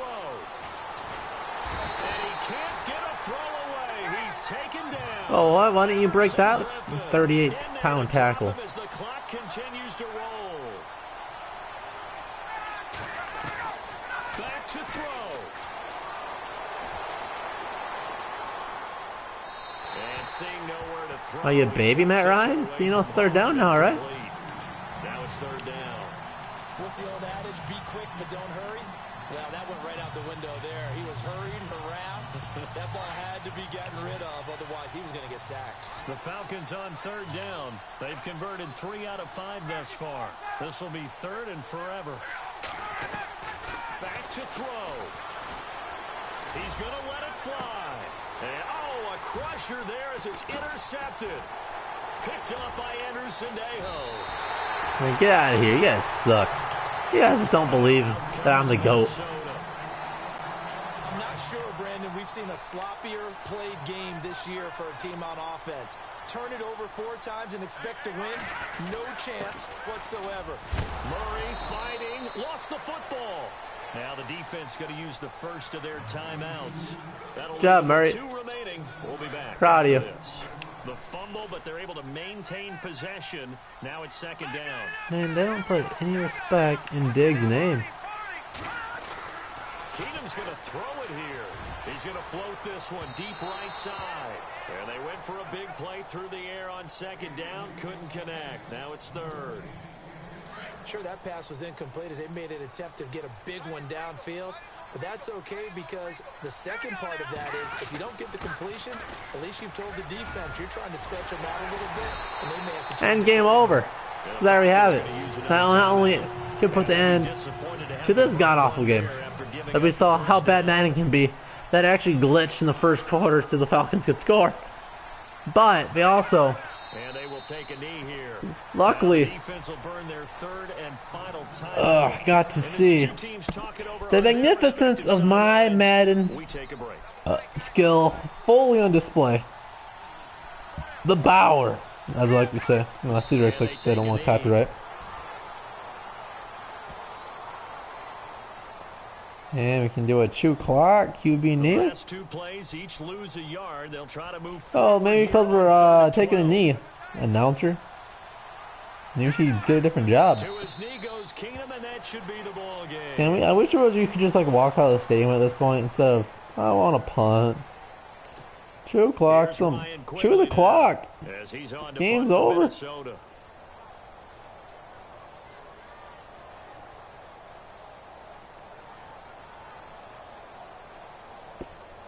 Yeah, thanks everybody for coming out. We had a ton of people out here. Thursday at 7, we'll get the other stream going.